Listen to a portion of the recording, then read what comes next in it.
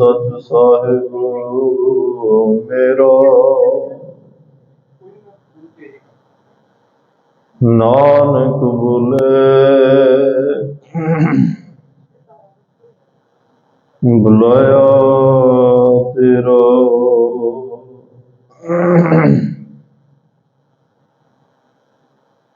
नानक बोले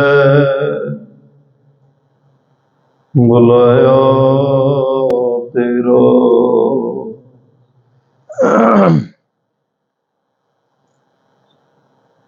परम सम्मानयोग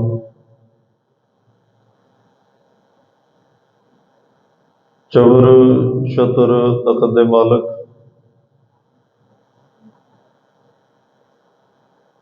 जुगो जुग अटल सर्व सांझीवालता दे पैगंबर दीन दुनिया दे राखे मनुखता दे सांझे रहबर गुरदा गद्दी ते सुभायमान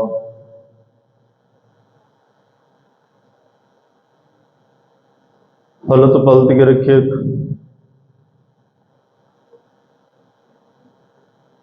निमाणिया दे मान निताणिया दे ताण न्योटिया दी ओट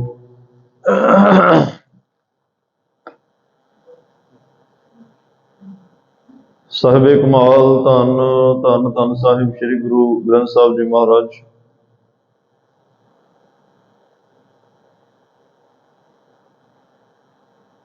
गरीब नवाज सतगुरां दी अपार कृपा बख्शिश रहमत अपने सारिਆਂ ते होई।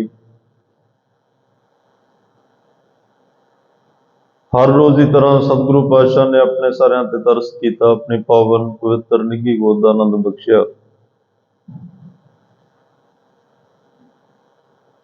बहुत ही अदब सत्कार नाल आप जी ने हजूरी रागी जथे दी पावन रसना तो पावन पवित्र गुरबाणी का रस पिना कीर्तन सरवण किया। उपरंत कुछ समा हर रोज की तरह आपां नूं कथा का गुरमुख विचारां का प्राप्त होया। अरदास की व्याख्या प्रारंभ हुई है।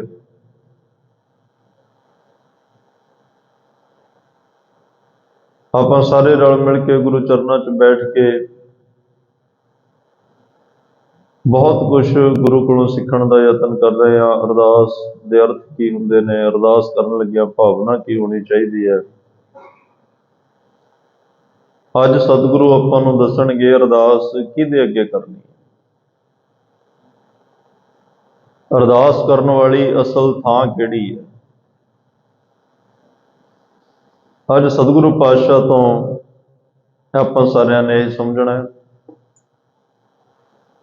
और नाल ही जो साडी गुटका साहब विच अरदास है, पंथक अरदास है, प्रथम भगवती सिमरक है, ਉਹਦੀ भी आरंभता होने जा रही है। सौ रल मिल के मन चित बिरतियां एकाग्र करके बैठिए, गुरु प्यार दीयां बातां पाइए, उस परमात्मा की रब्बी सिफत सलाह नाल जुड़िए। अपने समय नूं, स्वासां नूं, जीवन नूं सफल करिए। अरदास की व्याख्या ते जिन्ना समा बैठना है, चाहे गुरु साहब के चरणों च बैठे हो, चाहे घरां च बैठ के लाइव देख रहे हो, बस अपने जीवन विच अरदास नूं एक अहम हिस्सा, एक अहम अंग बना लो। इन्नी भावना नाल अरदास नाल जुड़ जाओ कि हर श्वास दे नाल अरदास चले, हर श्वास दे नाल उस परमात्मा का शुकराना साडी रसना तो निकले।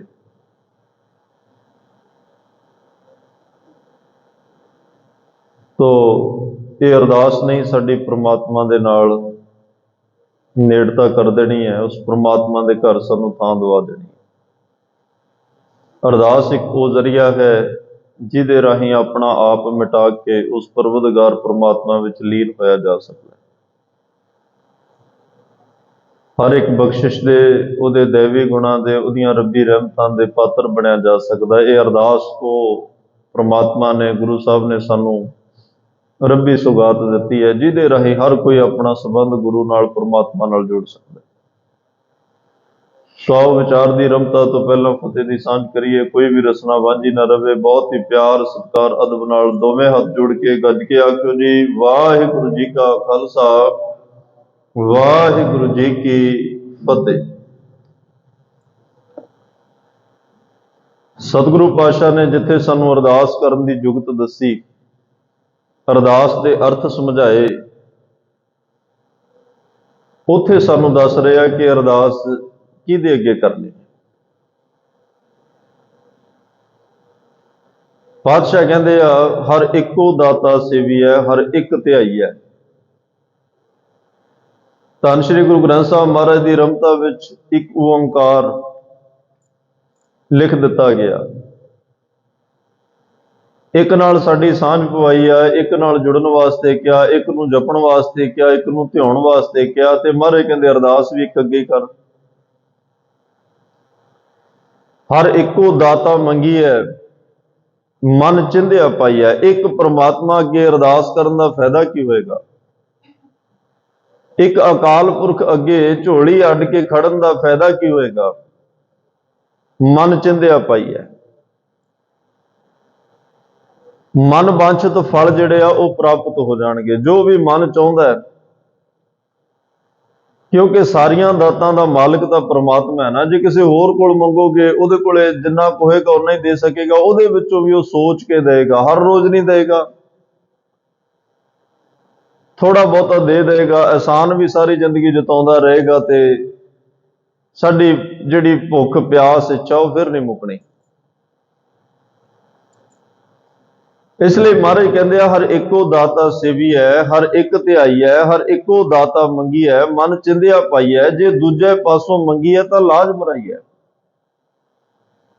ਜੇ ਰੱਬ ਨੂੰ ਛੱਡ ਕੇ, ਪ੍ਰਮਾਤਮਾ ਨੂੰ ਛੱਡ ਕੇ ਕਿਸੇ ਦੂਜੇ ਕੋਲੋਂ ਮੰਗੋਗੇ ਤਾਂ ਪਾਤਸ਼ਾਹ ਕਹਿੰਦੇ ਨੇ, ਭਾਈ ਦੂਜੇ ਕੋਲੋਂ ਮੰਗਣਾ ਤਾਂ ਇੱਕ ਲਾਜ, ਇੱਕ ਸ਼ਰਮ ਨਾਲ ਮਰ ਜਾਣ ਦੇ ਬਰਾਬਰ ਹੈ।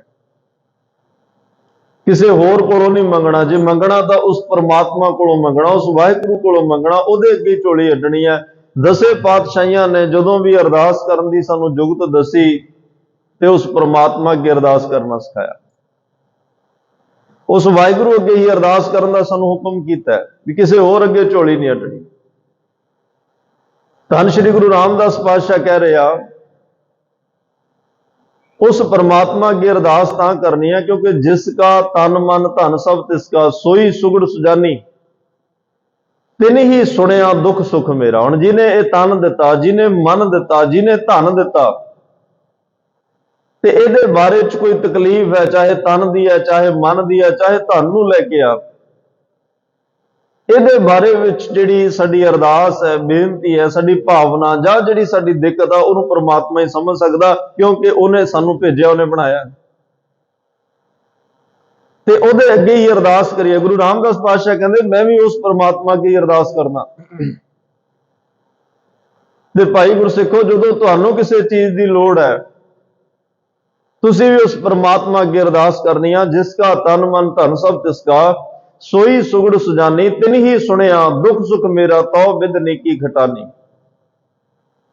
ਜੀ ਕੀ ਏਕੈ ਹੀ ਪਹਿਮਾਨੀ, ਅਵਰ ਯਤਨ ਕਰ ਰਹੇ ਬਹੁ ਤੇਰੇ, ਤਿਨ ਤਿਲ ਲਈ ਕੀਮਤ ਜਾਨੀ। ਉਸ ਤੋਂ ਬਿਨਾਂ ਅੱਗੇ ਝੁਕਣ ਲਈ ਸਤਿਗੁਰੂ ਪਾਤਸ਼ਾਹ ਕਹਿੰਦੇ ਆ, ਜਿੰਨੇ ਵੀ ਯਤਨ ਕਰੇਗਾ ਸਾਰੇ ਵਿਅਰਥ ਜਾਣਗੇ। ਇੱਕ ਪਰਮਾਤਮਾ ਅੱਗੇ ਝੁਕ ਜਾਏਗਾ, ਤੈਨੂੰ ਥਾਂ ਥਾਂ ਝੁਕਣਾ ਵੀ ਨਹੀਂ ਪਏਗਾ, ਤੇਰੇ ਮਸਲੇ ਵੀ ਸਾਰੇ ਹੱਲ ਹੋ ਜਾਣਗੇ। ਜੇ ਦਰ ਦਰ ਤੇ ਝੁਕਣਾ ਸ਼ੁਰੂ ਕਰ ਦਿੱਤਾ, ਠੋਕਰਾਂ ਨੇ, ਖੁਆਰੀ ਹੈ, ਬਰਬਾਦੀ ਹੈ। ਜੇ ਪ੍ਰਮਾਤਮਾ ਅੱਗੇ ਝੁਕਿਆ ਰਹੇਗਾ ਤਾਂ ਤੇਰੇ ਜੀਵਨ ਦੇ ਬੜੇ ਮਸਲੇ ਹੱਲ ਹੋ ਜਾਣੇ ਆ, ਬੜੀਆਂ ਦਾਤਾਂ ਉਸ ਪ੍ਰਮਾਤਮਾ ਦੇ ਘਰ ਤੋਂ ਮਿਲ ਜਾਣੀਆਂ। ਕੱਲ ਵੀ ਮੈਂ ਬੇਨਤੀ ਕਰੀ ਕਿ ਮੈਂ ਤਾਣ ਦੀਵਾਨ ਤੂੰ ਹੈ ਮੇਰੇ ਸੁਆਮੀ, ਮੈਂ ਤੁਧ ਆਗੇ ਅਰਦਾਸ, ਮੈਂ ਹੋਰ ਥਾਉ ਨਹੀਂ, ਜਿਸ ਪੈ ਕਰੋ ਬੇਨੰਤੀ, ਮੇਰਾ ਦੁੱਖ ਸੁੱਖ ਤੁਝ ਹੀ ਪਾਸ। ਸਾਡਾ ਦੁੱਖ ਸੁੱਖ ਪ੍ਰਮਾਤਮਾ ਨਾਲ ਹੀ ਹੋਣਾ ਚਾਹੀਦਾ, ਉਸ ਪ੍ਰਮਾਤਮਾ ਅੱਗੇ ਹੀ ਹੋਣਾ ਚਾਹੀਦਾ, ਕਿਉਂਕਿ ਉਹਦੇ ਤੋਂ ਬਿਹਤਰ ਜਿਹੜਾ ਹੈ ਸਾਡੀ ਕੋਈ ਅਰਦਾਸ ਸੁਣ ਨਹੀਂ ਸਕਦਾ, ਸਾਡੀ ਕੋਈ ਭਾਵਨਾ ਨੂੰ ਸਮਝ ਨਹੀਂ ਸਕਦਾ। ਔਰ ਪਾਤਸ਼ਾਹ ਨੇ ਇਹ ਬੜੇ ਇਸ ਗੱਲ ਨੂੰ ਲੈ ਕੇ ਬੜੀ ਖੁੱਲੀ ਵਿਚਾਰ ਦੇ ਦਿੱਤੀ ਹੈ ਕਿ ਅਰਦਾਸ ਕਰਨ ਲੱਗਿਆ 24 ਘੰਟਿਆਂ ਵਿੱਚ ਜਿੱਥੇ ਵੀ ਤੈਨੂੰ ਲੋੜ ਹੈ, ਚਲੋ ਜ਼ਰੂਰੀ ਨਹੀਂ ਕਿ ਲੋੜ ਵੇਲੇ ਅਰਦਾਸ ਕਰਨੀ ਹੁੰਦੀ ਆ। ਪਹਿਲੇ ਦਿਨ ਬੇਨਤੀ ਕਰੀ ਸੀ ਕਿ ਮਾਂ ਦੇ ਗਰਭ ਵਿੱਚ ਆਪਣੇ ਆਪ ਅਰਦਾਸ ਚੱਲ ਰਹੀ ਸੀ, ਆਪਣੇ ਆਪ ਸਿਮਰਨ ਚੱਲ ਰਿਹਾ ਸੀ, ਪਰ ਸੰਸਾਰ ਵਿੱਚ ਆ ਕੇ ਲੋੜ ਪਈ ਤੇ ਰੋਣਾ ਸ਼ੁਰੂ ਕੀਤਾ। ਰੋਣ ਦੇ ਨਾਲ ਲੋੜ ਪੂਰੀ ਹੋਈ। ਫਿਰ ਉਹ ਲੋੜ ਪੂਰੀ ਕਰਨ ਵਾਸਤੇ ਸਾਰੀ ਜ਼ਿੰਦਗੀ ਉਹ ਰੋਣਾ ਧੋਣਾ ਚੱਲਦਾ ਰਿਹਾ। ਪਾਤਸ਼ਾਹ ਕਹਿੰਦੇ ਜਿਹੜਾ ਬੱਚਾ ਰੋ ਰਿਹਾ ਹੋਵੇ ਉਹ ਗੱਲ ਵੀ ਨਹੀਂ ਕਿਸੇ ਦੀ ਸੁਣੇਗਾ। ਜੇ ਉਹਨੂੰ ਕੋਈ ਗੱਲ ਸਮਝਾਉਣੀ ਹੈ, ਕੋਈ ਸੁਣਾਉਣੀ ਆ, ਪਹਿਲਾਂ ਰੋਂਦੇ ਨੂੰ ਚੁੱਪ ਕਰਾਉਣਾ ਪਏਗਾ। ਜਿਹੜੀ ਉਹ ਚੀਜ਼ ਮੰਗਦਾ ਉਹਨੂੰ ਦੇ ਕੇ ਪਹਿਲਾਂ ਚੁੱਪ ਕਰਾਓ, ਤਾਂ ਕਿ ਚੁੱਪ ਕਰਕੇ ਹੀ ਉਹ ਗੱਲ ਸੁਣ ਸਕਦਾ। ਜੇ ਨਾਲ ਰੋਂਦਾ ਰਿਹਾ, ਤੁਸੀਂ ਉਪਦੇਸ਼ ਦਿੰਦੇ ਰਹੇ, ਉਹਨੂੰ ਕੁਝ ਨਹੀਂ ਪਤਾ ਲੱਗਣਾ। ਪਹਿਲਾਂ ਉਹ ਰੋਣਾ ਚੁੱਪ ਕਰੇ, ਉਹ ਸਥਿਰਤਾ ਵਿੱਚ ਆਵੇ, ਟਿਕਾਅ ਵਿੱਚ ਆਵੇ, ਤਾਂ ਹੀ ਗੱਲ ਸੁਣ ਸਕਦਾ। ਪਰ ਸਾਨੂੰ ਬੜਾ ਹੀ ਖੁੱਲਾ ਡੁੱਲਾ ਪਾਤਸ਼ਾਹ ਨੇ ਇਹ ਬਖਸ਼ਿਸ਼ ਦੇ ਘਰ ਵਿੱਚ ਆ ਕੇ ਇੱਕ ਰੱਬੀ ਤੋਹਫਾ ਦੇ ਦਿੱਤਾ ਕਿ ਅਰਦਾਸ ਕਿਸੇ ਵੇਲੇ ਵੀ ਅਸੀਂ ਕਰ ਸਕਦੇ ਹਾਂ। ਅਸਲ ਜਿਹੜਾ ਅਰਦਾਸ ਦਾ ਟਿਕਾਣਾ ਉਹ ਪ੍ਰਮਾਤਮਾ ਹੈ, ਉਹਦੇ ਅੱਗੇ ਕਰਨੇ। ਜਿਵੇਂ ਇਸਲਾਮ ਧਰਮ ਦੇ ਵਿੱਚ ਕੀ ਹੈ, ਉਹ ਜਦੋਂ ਵੀ ਨਮਾਜ਼ ਪੜ੍ਹਦੇ ਆ ਕਾਬੇ ਵੱਲ ਮੂੰਹ ਕਰਕੇ ਪੜ੍ਹਦੇ ਆ, ਪੱਛਮ ਅਲੋ ਮਕਾਮਾ। ਪੂਰੇ ਵਰਲਡ ਦੇ ਵਿੱਚ ਜਿੱਥੇ ਵੀ ਮੁਸਲਮਾਨ ਵੀਰ ਰਹਿੰਦੇ ਆ, ਜਦੋਂ ਵੀ ਉਹਨਾਂ ਨੇ ਨਮਾਜ਼ ਪੜ੍ਹਨੀ ਆ, ਸਜਦਾ ਕਰਨਾ, ਤਾਂ ਉੱਥੋਂ ਬੈਠੇ ਉਹ ਪੱਛਮ ਦਿਸ਼ਾ ਵੱਲ ਨੂੰ ਜਿਹੜਾ ਹੈ ਸਜਦਾ ਕਰਨਗੇ, ਕਿਉਂਕਿ ਉਹ ਸਮਝਦੇ ਆ ਕਿ ਖੁਦਾ ਦਾ ਘਰ ਪੱਛਮ ਵਿੱਚ ਹੈ, ਮੱਕੇ ਦੀ ਧਰਤੀ ਤੇ ਕਾਬਾ ਉੱਥੇ ਬਣਿਆ। ਪਰ ਸਾਨੂੰ ਐਵੇਂ ਦੀ ਕੋਈ ਬੰਦਿਸ਼ ਨਹੀਂ ਹੈ। ਗੁਰੂ ਨਾਨਕ ਸਾਹਿਬ ਨੇ ਤਾਂ ਉੱਥੇ ਵੀ ਕਿਹਾ ਕਾਜੀ ਨੂੰ ਕਿ ਭਾਈ ਪ੍ਰਮਾਤਮਾ ਤਾਂ ਹਰ ਪਾਸੇ ਹੀ ਹੈ, ਤੁਸੀਂ ਇਹ ਗੱਲ ਛੋਟੀ ਨਾ ਕਰੋ, ਇਹ ਜਿੱਡੀ ਵਿਸ਼ਾਲਤਾ ਰੱਬ ਦੀ, ਇਹਨੂੰ ਇਸੇ ਤਰ੍ਹਾਂ ਬੜੀ ਰਹਿਣ ਦਿਓ।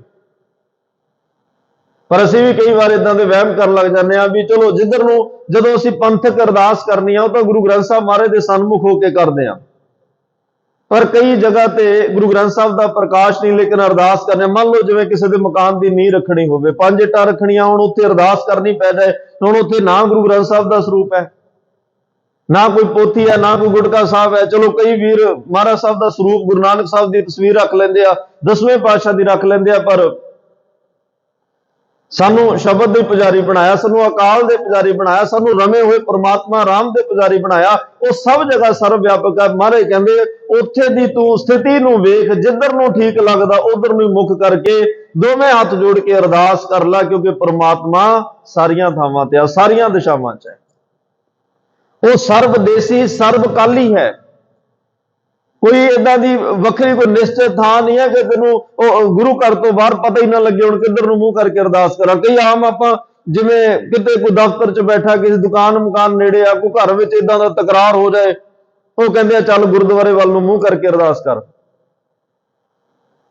ਤੇ ਕਿਸੇ ਦਾ ਰਾਹ ਥੇੜੇ ਝਗੜਾ ਹੋ ਜਾਏ, ਉਹ ਕਹਿੰਦਾ ਉਹ ਵੇਖੋ ਸਾਹਮਣੇ ਨਿਸ਼ਾਨ ਸਾਹਿਬ ਦਿਸਦਾ, ਮੈਂ ਨਿਸ਼ਾਨ ਸਾਹਿਬ ਵੱਲ ਹੱਥ ਕਰਕੇ, ਗੁਰਦੁਆਰੇ ਵੱਲ ਹੱਥ ਕਰਕੇ ਸਹੁੰ ਖਾਨਾ, ਇਹ ਮੇਰੀ ਗਲਤੀ ਨਹੀਂ ਹੈ, ਮੈਂ ਨਹੀਂ ਕੀਤਾ।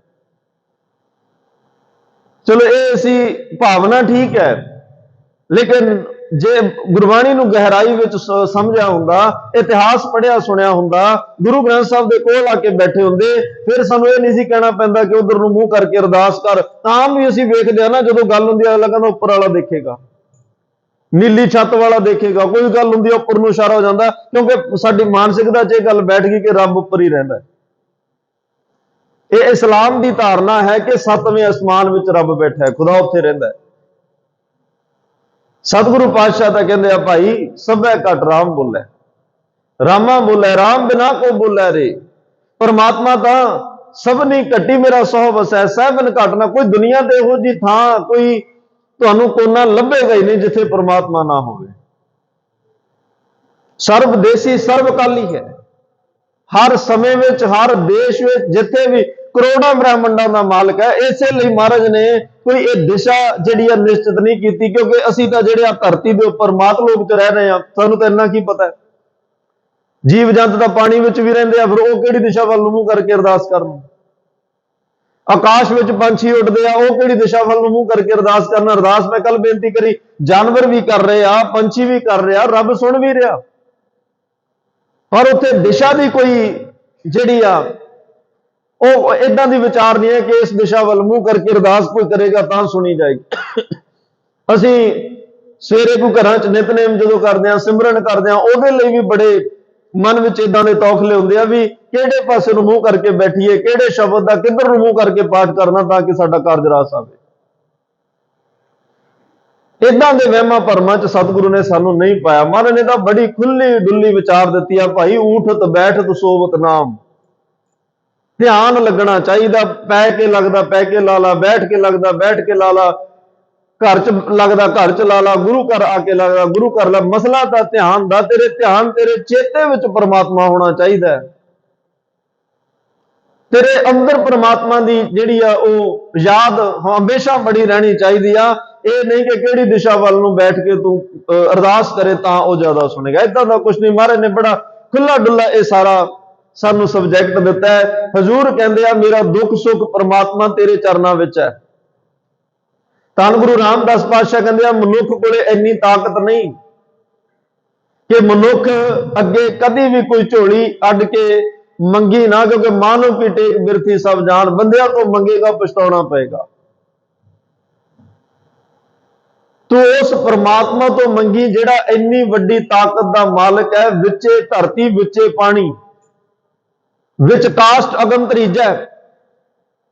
ਉਸ ਪਰਮਾਤਮਾ ਤੋਂ ਮੰਗੀ ਜਿਹਨੇ ਧਰਤੀ ਵਿੱਚ ਪਾਣੀ ਤੇ ਪਾਣੀ ਵਿੱਚ ਧਰਤੀ ਨੂੰ ਰੱਖਿਆ ਹੋਇਆ, ਜਿਹਨੇ ਲੱਕੜ ਵਿੱਚ ਅੱਗ ਤੇ ਅੱਗ ਵਿੱਚ ਲੱਕੜ ਨੂੰ ਰੱਖਿਆ ਹੋਇਆ, ਜਿਹਨੇ ਪੰਜ ਤੱਤ ਓਪੋਜਿਟ ਨੇ, ਇੱਕ ਦੂਸਰੇ ਦੇ ਵਿਰੋਧੀ ਨੇ, ਲੇਕਿਨ ਉਹ ਪੰਜ ਤੱਤ ਸਰੀਰ ਦੇ ਵਿੱਚ ਸਾਰਿਆਂ ਨੂੰ ਬੈਲੈਂਸ ਰੱਖ ਕੇ ਉੱਥੇ ਤੇਰੇ ਨਵੇਂ ਜੀਵਨ ਦੀ ਘਾਟ ਕੱਢ ਦਿੱਤੀ।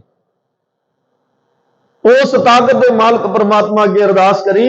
ਮਹਾਰਾਜ ਕਹਿੰਦੇ ਆ ਕਿ ਭਾਈ ਉਹ ਜੇ ਅੱਗੇ ਅਰਦਾਸ ਨਾ ਕਰੀ ਜਿਹਨੂੰ ਨਾ ਆਪਣਾ ਕੁਝ ਪਤਾ, ਨਾ ਗੁਰੂ ਬਾਰੇ ਪਤਾ, ਨਾ ਪਰਮਾਤਮਾ ਬਾਰੇ ਪਤਾ, ਬਾਕੀ ਉਹਦੇ ਖਜ਼ਾਨੇ ਇੰਨੇ ਛੋਟੇ ਨੇ ਕਿ 4 ਦਿਨ ਤੂੰ ਮੰਗੇ, 5ਵੇਂ ਦਿਨ ਉਹ ਦਰਵਾਜ਼ਾ ਬੰਦ ਕਰ ਲੈ।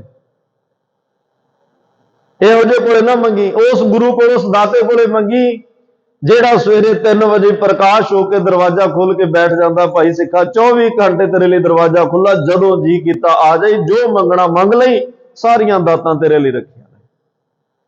ਇੱਥੇ ਮੰਗਣ ਵਾਲੇ ਲੇਟ ਆਉਂਦੇ ਆ, ਦਾਤਾਂ ਦੇਣ ਵਾਲਾ ਦਰਵਾਜ਼ਾ 3 ਵਜੇ ਖੋਲ ਕੇ ਬੈਠ ਜਾਂਦਾ, ਉਹਦੇ ਕੋਲੋਂ ਮੰਗੀ।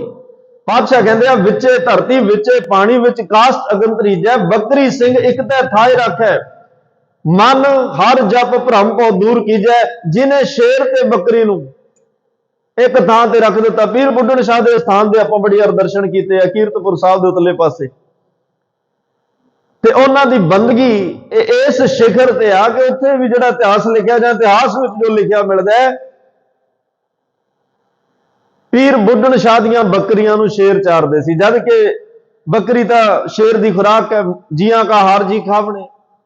ਕੋਈ ਵੀ ਕਮਜ਼ੋਰ ਜਾਨਵਰ ਉਹਦੇ ਸਾਹਮਣੇ ਆਉਂਦਾ ਸ਼ੇਰ ਖਾ ਜਾਂਦਾ, ਲੇਕਿਨ ਉਹਦੀਆਂ ਬੱਕਰੀਆਂ ਨੂੰ ਸ਼ੇਰ ਚਾਰਦਾ। ਇਹ ਕਿਹੜੀ ਤਾਕਤ ਕੰਮ ਕਰ ਰਹੀ ਹੈ? ਕਿਉਂਕਿ ਪੀਰ ਬੁੱਢਣ ਸ਼ਾਹ ਉਸ ਪਰਮਾਤਮਾ ਨਾਲ ਜੁੜਿਆ ਹੋਇਆ, ਉਹਦੇ ਅੱਗੇ ਅਰਦਾਸਾਂ ਨੇ। ਜਿਹਦੇ ਕੋਲੇ ਇਹ ਤਾਕਤ ਹੈ, ਸ਼ੇਰ ਤੇ ਬੱਕਰੀ ਨੂੰ ਇੱਕ ਪਿੰਜਰੇ 'ਚ ਰੱਖ ਸਕਦਾ ਹੈ ਤੇ ਬੱਕਰੀ ਦਾ ਵਾਲ ਨਹੀਂ ਵਿੰਗਾ ਹੋਣਾ। ਉਹ ਇੰਨੀ ਵੱਡੀ ਦਾਤ ਦਾ ਮਾਲਕ ਹੈ। ਮਹਾਰਾਜ ਕਹਿੰਦੇ ਆ, ਨਾ ਰਿਜ਼ਕ ਦਸਤ ਆਪਸੇ। ਉਸ ਪਰਮਾਤਮਾ ਅੱਗੇ ਭਾਈ ਅਰਦਾਸ ਕਰ ਜਿਹੜਾ ਤੈਨੂੰ ਰਿਜ਼ਕ ਦਿੰਦਾ ਹੈ, ਜਿਹਦੇ ਰਿਜ਼ਕ ਦੇਣ ਲੱਗਿਆ ਖਜ਼ਾਨੇ ਮੁੱਕਦੇ ਨਹੀਂ। ਤੇਰੇ ਹਰ ਵੇਲੇ ਤੇਰੇ ਘਰ ਦੇ ਵਿੱਚ ਹਰ ਪੱਖ ਤੋਂ ਰਾਸ਼ਨ, ਰਿਜ਼ਕ, ਪਦਾਰਥ ਜੋ ਤੈਨੂੰ ਚਾਹੀਦਾ ਭਰਪੂਰ ਰੱਖਦਾ। ਹਮਾਰਾ ਏਕ ਆਸ ਵਸੇ, ਕਹਿੰਦੇ ਸਾਡੇ ਅੰਦਰ ਕੇਵਲ ਉਸ ਇੱਕ ਪਰਮਾਤਮਾ ਦੀ ਆਸ ਹੈ। ਅਸਤ ਏਕ ਦਿਗਰ ਕੋਈ, ਏਕ ਤੁਈ, ਏਕ ਤੁਈ। ਉਹ ਪਰਮਾਤਮਾ ਜਿਹੜਾ ਇੱਕ ਸਰਵ ਜਗ੍ਹਾ ਵਿਆਪਕ, ਉਹਦੇ ਅੱਗੇ ਅਰਦਾਸਾਂ। ਉਹੀ ਸਾਨੂੰ ਰਿਜ਼ਕ ਦਿੰਦਾ, ਉਹੀ ਸਾਨੂੰ ਸਵਾਸ ਦਿੰਦਾ ਹੈ, ਉਹਨੇ ਸਾਨੂੰ ਜੀਵਨ ਦਿੱਤਾ ਹੈ। ਉਹ ਪਰਮਾਤਮਾ, ਉਹਨੇ ਇਹ ਜੀਵਨ ਦਿੱਤਾ ਜਿਸ ਕਾ ਤਨ ਮਨ ਧਨ ਸਭ। ਉਸੇ ਅੱਗੇ ਅਰਦਾਸ ਕਰ ਜਿਹੜਾ ਇੰਨੀ ਵੱਡੀ ਤਾਕਤ ਦਾ ਮਾਲਕ ਹੈ। ਪਰ ਅਰਦਾਸ ਕਰਨ ਵੇਲੇ ਤੇਰੇ ਜਿਹੜੇ ਹਾਵ ਭਾਵ ਆ ਨਾ, ਉਹ ਇੱਕ ਭਿਖਾਰੀ ਵਾਲੇ ਹੋਣੇ ਚਾਹੀਦੇ ਆ। ਮਹਾਰਾਜ ਨੇ ਕਿਹਾ ਵੀ ਹੈ ਨਾ, ਹਮ ਭੀਖਕ ਭਿਖਾਰੀ ਤੇਰੇ, ਤੂੰ ਨਿਜ ਪਤ ਹੈ ਦਾਤਾ। ਭਿਖਾਰੀ ਇਸ ਕਰਕੇ ਕਿਹਾ ਕਿ ਭਿਖਾਰੀ ਨੂੰ ਕੋਈ ਖੈਰ ਪਾਵੇ ਨਾ ਪਾਵੇ, ਉਹ ਬੜੇ ਤਰਲੇ, ਬੜੀਆਂ ਮਿੰਨਤਾਂ ਕਰਕੇ ਮੰਗਦਾ ਹੀ ਰਹਿੰਦਾ ਹੈ। ਭਿਖਾਰੀ ਨੂੰ ਨਾ ਦੇਣ ਵਾਲਾ ਪਹਿਲਾਂ ਜਾਣਦਾ ਹੈ, ਨਾ ਜਿਹਦੇ ਤੋਂ ਮੰਗ ਰਿਹਾ ਉਹ ਉਹਨੂੰ ਬਹੁਤਾ ਜਾਣਦਾ ਹੈ। ਬਸ ਉਹਨਾਂ ਕੀ ਸੰਬੰਧ ਹੁੰਦਾ 5-10 ਮਿੰਟ ਦਾ, ਜੇ ਉਹਨੇ ਦੇਤਾ ਕੁਛ ਠੀਕ ਆ, ਨਹੀਂ ਉਹ ਅਗਲੇ ਘਰ ਚਲੇ ਜਾਂਦਾ। ਸਤਿਗੁਰੂ ਕਹਿੰਦੇ, ਸਾਰਾ ਸੰਸਾਰ ਜਗਤ ਭਿਖਾਰੀ ਫਿਰਤ ਹੈ, ਸਭ ਕੋ ਦਾਤਾ ਰਾਮ। ਅਸਲ ਵਿੱਚ ਇਹ ਸਾਰਾ ਸੰਸਾਰ ਭਿਖਾਰੀ ਹੈ। ਅੱਜ ਬੰਦੇ ਦੇ ਜੀਵਨ 'ਚ ਕਮਜ਼ੋਰੀ ਇਹ ਬਣ ਗਈ ਕਿ ਮੰਗਤਾ ਮੰਗਤੇ ਤੋਂ ਮੰਗ ਰਿਹਾ। ਸ਼ੇਰੇ ਪੰਜਾਬ ਮਹਾਰਾਜਾ ਰਣਜੀਤ ਸਿੰਘ ਇੱਕ ਕਿਸੇ ਮੁਹਿੰਮ ਵੱਲ ਨੂੰ ਨਿਕਲਿਆ। ਰਸਤੇ ਵਿੱਚ ਸੇਵਾ ਪੰਥੀ ਮਹਾਂਪੁਰਖਾਂ ਦਾ ਸਥਾਨ ਆਇਆ। ਚਲੋ ਅੰਦਰ ਗੁਰੂ ਗ੍ਰੰਥ ਸਾਹਿਬ ਮਹਾਰਾਜ ਦਾ ਪ੍ਰਕਾਸ਼ ਹੈ। ਕਈਆਂ ਨੇ ਜ਼ਿਕਰ ਕੀਤਾ ਕਿ ਭਾਈ ਬੁੱਧੂ ਜੀ ਉਸ ਅਸਥਾਨ ਤੇ ਸੇਵਾ ਨਿਭਾ ਰਹੇ ਆ। ਬੜਾ ਉੱਚ ਪਾਏ ਦਾ ਜੀਵਨ ਹੈ। ਜਿਹਦੇ ਤੋਂ ਦਾਤ ਮੰਗੀਏ ਉਹਦਾ ਸ਼ੁਕਰਾਨਾ ਕਰਨਾ ਚਾਹੀਦਾ ਤੇ ਸ਼ੁਕਰਾਨੇ ਵਿੱਚ ਰਹਿਣਾ ਚਾਹੀਦਾ। ਤੇਰਾ ਦਿਆ ਤੁਝੇ ਕਿਆ ਅਰਪੂ, ਨਾਮ ਤੇਰਾ ਤੁਸੀਂ ਚਵਰ ਟੁਲਾਰੇ। ਤਾਂ ਸ਼ੇਰੇ ਪੰਜਾਬ ਮਹਾਰਾਜਾ ਰਣਜੀਤ ਸਿੰਘ ਨੇ ਕਿਹਾ ਆਪਾਂ ਮੁਹਿੰਮ ਵੱਲ ਚੱਲੇ ਆ, ਗੁਰੂ ਘਰ ਅਰਦਾਸ ਕਰਾ ਚੱਲੀਏ, ਗੁਰੂ ਸਾਹਿਬ ਦਾ ਓਟ ਆਸਰਾ ਲੈ ਚੱਲੀਏ, ਗੁਰੂ ਦੀ ਬਖਸ਼ਿਸ਼ ਨਾਲ ਲੈ ਕੇ ਤੁਰੀਏ। ਕਿਉਂਕਿ ਸਾਡੀ ਅਰਦਾਸ ਜਿਹੜੀ ਆ ਫਤਿਹ ਤੋਂ ਸ਼ੁਰੂ ਹੁੰਦੀ ਹੈ। ਇੱਕ ਓਂਕਾਰ ਸ੍ਰੀ ਵਾਹਿਗੁਰੂ ਜੀ ਕੀ ਫਤਿਹ, ਤੇ ਫਤਿਹ ਤੇ ਜਾ ਕੇ ਇਹਨੇ ਸਮਾਪਤ ਹੋਣਾ। ਜਿਹਨੇ ਅਰਦਾਸ ਕਰਕੇ ਆਪਣਾ ਕਾਰਜ ਸ਼ੁਰੂ ਕੀਤਾ, ਫਿਰ ਪ੍ਰਮਾਤਮਾ ਉਹਦੇ ਕਾਰਜਾਂ ਵਿੱਚ ਫਤਿਹ ਬਖਸ਼ਦਾ, ਕਾਮਯਾਬੀ ਜਿੱਤ ਬਖਸ਼ਦਾ। ਉਹਦੀ ਪਿੱਠ ਨਹੀਂ ਲੱਗਣ ਦਿੰਦਾ, ਉਹਦਾ ਕਾਰਜ ਕੋਈ ਅਧੂਰਾ ਨਹੀਂ ਰਹਿਣ ਦਿੰਦਾ। ਮਹਾਰਾਜ ਕਹਿੰਦੇ ਆ ਜਦੋਂ ਮੰਗਣਾ ਪ੍ਰਮਾਤਮਾ ਕੋਲੋਂ ਮੰਗੀ ਤੇ ਮੰਗ ਕੇ ਉਹਦਾ ਸ਼ੁਕਰਗੁਜ਼ਾਰ ਰਹੀ। ਕਿਤੇ ਨਾ ਹੋਵੇ ਰੱਬ ਤੋਂ ਲੈ ਕੇ ਫਿਰ ਤੂੰ ਆਪ ਵੀ ਆਪਣੇ ਆਪ ਨੂੰ ਦਾਤਾ ਸਮਝਣ ਲੱਗ ਪਵੇਂ। ਫਿਰ ਉਹ ਪ੍ਰਮਾਤਮਾ ਜਿਹੜਾ ਦੇਣ ਜਾਣਦਾ ਉਹ ਵਾਪਸ ਵੀ ਲੈਣ ਜਾਣਦਾ। ਇਹ ਸੰਸਾਰ ਜਗਤ ਭਿਖਾਰੀ ਫਿਰਦਾ ਹੈ। ਧੰਨ ਗੁਰੂ ਤੇਗ ਬਹਾਦਰ ਸਾਹਿਬ ਮਹਾਰਾਜ ਕਹਿ ਰਿਹਾ, ਸਭ ਕੋ ਦਾਤਾ ਰਾਮ, ਸਾਰਿਆਂ ਨੂੰ ਦਾਤਾਂ ਦੇਣ ਵਾਲਾ ਉਹ ਪ੍ਰਮਾਤਮਾ ਹੈ। ਜਿਹੜਾ ਵੀ ਉਹਦੇ ਅੱਗੇ ਝੋਲੀ ਅੱਡੇਗਾ ਉਹਦੀ ਹਰ ਭਾਵਨਾ ਪੂਰੀ ਹੋਏਗੀ। ਪਰ ਜਿਵੇਂ ਕੱਲ ਬੇਨਤੀ ਕਰੀ ਸੀ, ਨਿਮਰਤਾ ਹੋਵੇ, ਸਿਦਕ ਹੋਵੇ, ਆਤਮ ਸਮਰਪਣ ਹੋਵੇ। ਇਹ ਗੁਣ ਨੇ ਅਰਦਾਸ ਕਰਨ ਵੇਲੇ। ਇਹ ਅੰਦਰ ਦੀ ਭਾਵਨਾ ਐਵੇਂ ਹੋਣੀ ਚਾਹੀਦੀ ਹੈ। ਤੇ ਭਿਖਾਰੀਆਂ ਤਰ੍ਹਾਂ ਤਰਲੇ ਪਾ ਕੇ ਮੰਗਣਾ। ਸ਼ੇਰੇ ਪੰਜਾਬ ਨੇ ਕਿਹਾ ਚਲੋ ਅਰਦਾਸ ਕਰਾਈਏ। ਉਹਨਾਂ ਕਿਹਾ ਬਾਬਾ ਜੀ ਅਰਦਾਸ ਕਰੋ, ਮੈਂ ਮੁਹਿੰਮ ਤੇ ਚੱਲਿਆ, ਫਤਿਹ ਜਾਬੀ ਹਾਸਲ ਹੋਵੇ। ਉਹਨਾਂ ਕਿਹਾ ਕੋਈ ਗੱਲ ਨਹੀਂ, ਗੁਰੂ ਸਾਹਿਬ ਭਲੀ ਕਰਨਗੇ, ਪ੍ਰਮਾਤਮਾ ਭਲੀ ਕਰੇਗਾ। ਅਰਦਾਸ ਕੀਤੀ, ਹੁਕਮਨਾਮਾ ਸਾਹਿਬ ਲਿਆ ਤੇ ਆਪਣੀ ਮੁਹਿੰਮ ਵੱਲ ਨੂੰ ਚੱਲੇ। ਜਿੱਤ ਹੋਈ, ਵਾਪਸ ਆਏ। ਵਾਪਸ ਆਉਂਦਿਆਂ ਆਉਂਦਿਆਂ ਤੇਵਰ ਬਦਲ ਗਏ। ਕਹਿੰਦੇ ਚਲੋ ਆਪਾਂ ਗੁਰੂ ਘਰ ਅਰਦਾਸ ਕਰਾਈ ਸੀ, ਇੱਥੇ ਕੁਝ ਦੇਈ ਚੱਲੀਏ। ਸ਼ਬਦਾਂ ਦਾ ਹੀ ਹੇਰ ਫੇਰ ਆ। ਜੋ ਕਹਿ ਦਿੰਦਾ ਇੱਥੇ ਮੱਥਾ ਟੇਕ ਚੱਲੀਏ, ਸ਼ੁਕਰਾਨਾ ਕਰ ਚੱਲੀਏ, ਕੋਈ ਭੇਟਾ ਦੇ ਚੱਲੀਏ, ਕੋਈ ਦਸਵੰਧ ਕੱਢ ਚੱਲੀਏ, ਕੋਈ ਫਰਕ ਨਹੀਂ ਸੀ ਪੈਣਾ। ਕਹਿੰਦਾ ਕੁਝ ਦੇ ਚੱਲੀਏ, ਇੱਥੇ ਆਪਾਂ ਅਰਦਾਸ ਕਰਾਈ ਸੀ। ਸ਼ੇਰੇ ਪੰਜਾਬ ਘੋੜੇ ਤੋਂ ਉਤਰ ਕੇ ਜਦੋਂ ਅੰਦਰ ਗਏ, ਬਾਬਾ ਬੁੱਧੂ ਰਾਮ ਜੀ ਜਿਹੜੇ ਉੱਥੇ ਸੇਵਾ ਨਿਭਾ ਰਹੇ ਆ, ਉਹਨਾਂ ਨੂੰ ਕਿਹਾ ਜੀ ਧੰਨਵਾਦ ਹੈ ਤੁਹਾਡਾ, ਤੁਸੀਂ ਅਰਦਾਸ ਕੀਤੀ, ਆਪਣਾ ਮੋਰਚਾ ਫਤਿਹ ਹੋ ਗਿਆ, ਮੈਂ ਜਿੱਤ ਕੇ ਵਾਪਸ ਆਇਆ। ਦੱਸੋ ਤੁਹਾਨੂੰ ਕੀ ਦਿਆਂ, ਗੁਰੂ ਘਰ ਨੂੰ ਕੀ ਚਾਹੀਦਾ? ਗੁਰੂ ਘਰ ਦੇ ਨਾਮ ਕੋਈ ਜਗੀਰ ਲਾ ਦਿਆਂ, ਕੋਈ ਧਨ ਦੌਲਤ ਮਾਇਆ ਪਦਾਰਥ, ਤੁਹਾਨੂੰ ਕੀ ਚਾਹੀਦਾ? ਗੁਰੂ ਘਰ ਨੂੰ ਕੀ? ਦੱਸੋ, ਆਪਾਂ ਜੋ ਪੂਰਾ ਕਰ ਦਿਆਂਗੇ। ਪਰ ਉਸ ਵੇਲੇ ਜਿਹੜੇ ਆ ਇੰਨੇ ਉੱਚੇ ਜੀਵਨ ਹੁੰਦੇ ਸੀ, ਨਾ ਕਿਸੇ ਰਾਜੇ ਦੀ ਪਰਵਾਹ, ਨਾ ਕਿਸੇ ਬਾਦਸ਼ਾਹ ਦੀ ਪਰਵਾਹ, ਨਾ ਕਿਸੇ ਅਮੀਰ ਦੀ ਪਰਵਾਹ। ਇਹ ਤੇ ਸਾਡੇ ਵਰਗੇ ਤਾਂ ਕੋਈ ਸਾਹਮਣੇ ਹੋ ਜਾ ਵੱਡਾ ਬੰਦਾ ਆ ਜਾਏ ਤੇ ਬੋਲ ਹੀ ਵਿਗੜ ਜਾਂਦੇ ਆ। ਇੱਕਦਮ ਗੁਰੂ ਨੂੰ ਛੱਡ ਕੇ ਉਹਨਾਂ ਦੀ ਖਿਦਮਤਦਾਰੀ, ਉਹਨਾਂ ਦੀ ਜੀ ਹਜ਼ੂਰੀ ਵਿੱਚ ਸ਼ਬਦ ਨਿਕਲਣ ਲੱਗ ਪੈਂਦੇ ਆ। ਪਰ ਉਹ ਇਵੇਂ ਦੀ ਪਰਵਾਹ ਨਹੀਂ ਸੀ ਕਰਦੇ। ਉਹ ਤਾਂ ਬੇਪਰਵਾਹ ਸਦਾ ਰੰਗ ਹਰ ਕੇ ਜਾਪੋ ਪਾਕ ਸੁਆਮੀ, ਪਰਮਾਤਮਾ ਦੇ ਭਰੋਸੇ ਤੇ ਰਹਿਣ ਵਾਲੇ। ਬਾਂਹ ਤੋਂ ਫੜ ਕੇ ਕਹਿੰਦੇ ਰਣਜੀਤ ਸਿੰਘ, ਚੰਦ ਮਿੰਟ ਪਹਿਲਾਂ ਤੂੰ ਇੱਥੋਂ ਮੰਗਤਾ ਬਣ ਕੇ ਨਿਕਲਿਆ, ਭਿਖਾਰੀ ਬਣ ਕੇ ਅਰਦਾਸਾਂ ਕਰ ਰਿਹਾ ਸੀ, ਦਾਤਾ ਕਿਹੜੇ ਵੇਲੇ ਬਣ ਗਿਆ? ਤੂੰ ਵਾਪਸ ਆਉਂਦਾ ਬਈ ਦਾਤਾ ਬਣ ਗਿਆ, ਐਡੀ ਛੇਤੀ ਭੁੱਲ ਗਿਆ। ਪਰ ਉਹ ਮਹਾਰਾਜਾ ਰਣਜੀਤ ਸਿੰਘ ਦੀ ਇੱਕ ਖਾਸੀਅਤ, ਇੱਕ ਖੂਬੀ, ਇੱਕ ਗੁਣ ਸੀ ਉਹਦੇ ਚ। ਜੇ ਸਿੰਘ ਸਾਹਿਬ ਅਕਾਲੀ ਫੂਲਾ ਸਿੰਘ ਨੇ ਕੋਈ ਫਰਮਾਨ ਜਾਰੀ ਕੀਤਾ, ਉਹਦੇ ਅੱਗੇ ਵੀ ਸਿਰ ਝੁਕਾਇਆ।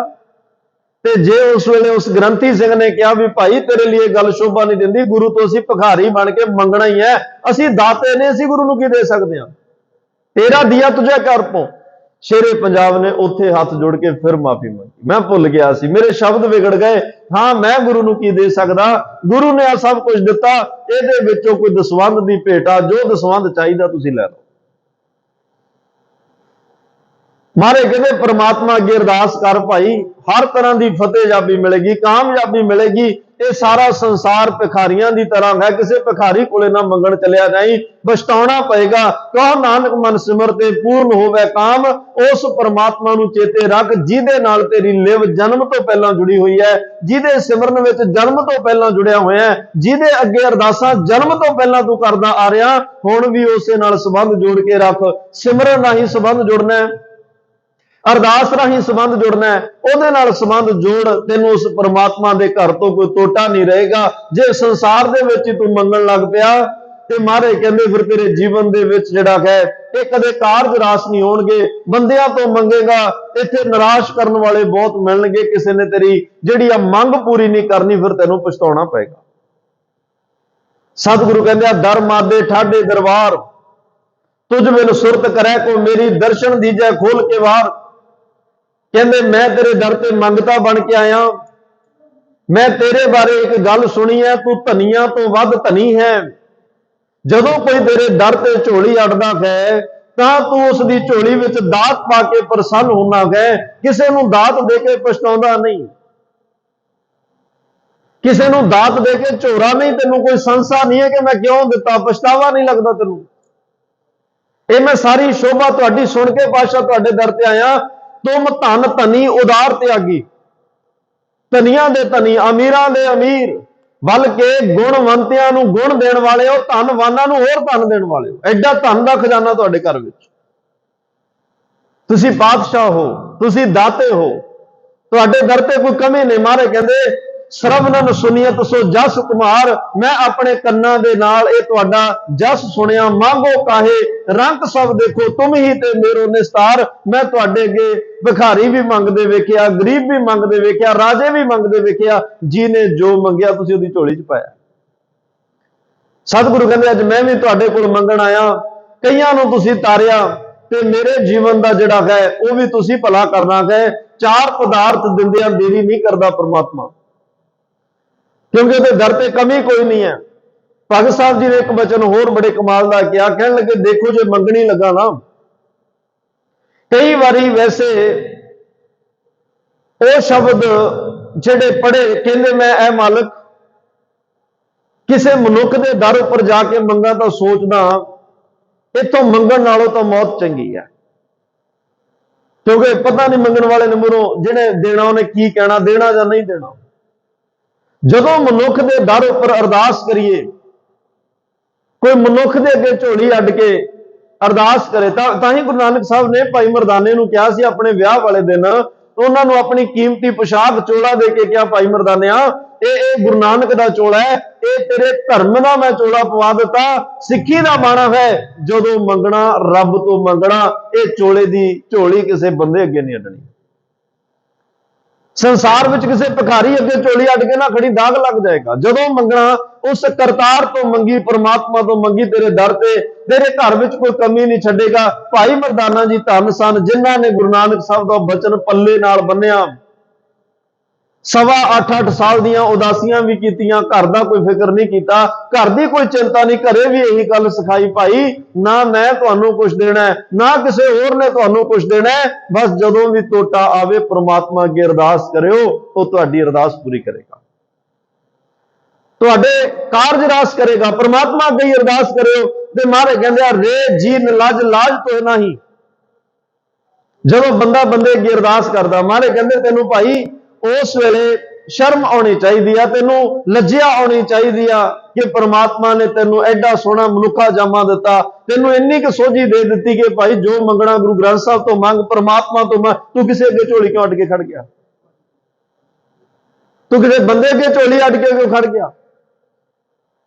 पर इत्थे जिहड़ा संसार मारे कहंदे हर तज कत काहू के जाही, परमात्मा नूं छड्ड के क्यों किसी दे दर तो तू मंगदा, आप भी छोटा पै रिहा। मारे कहंदे जाको ठाकुर ऊंचा होई, जिहदा ठाकुर इन्ना उच्चा है, जिहदा परमात्मा इन्ना समर्थ है, जिहदा गुरु इन्ना बलवान है, सो जन पर घर जात ना सोही, वो पराए घर विच जाके मंगे कोई शोभा नहीं मिलती।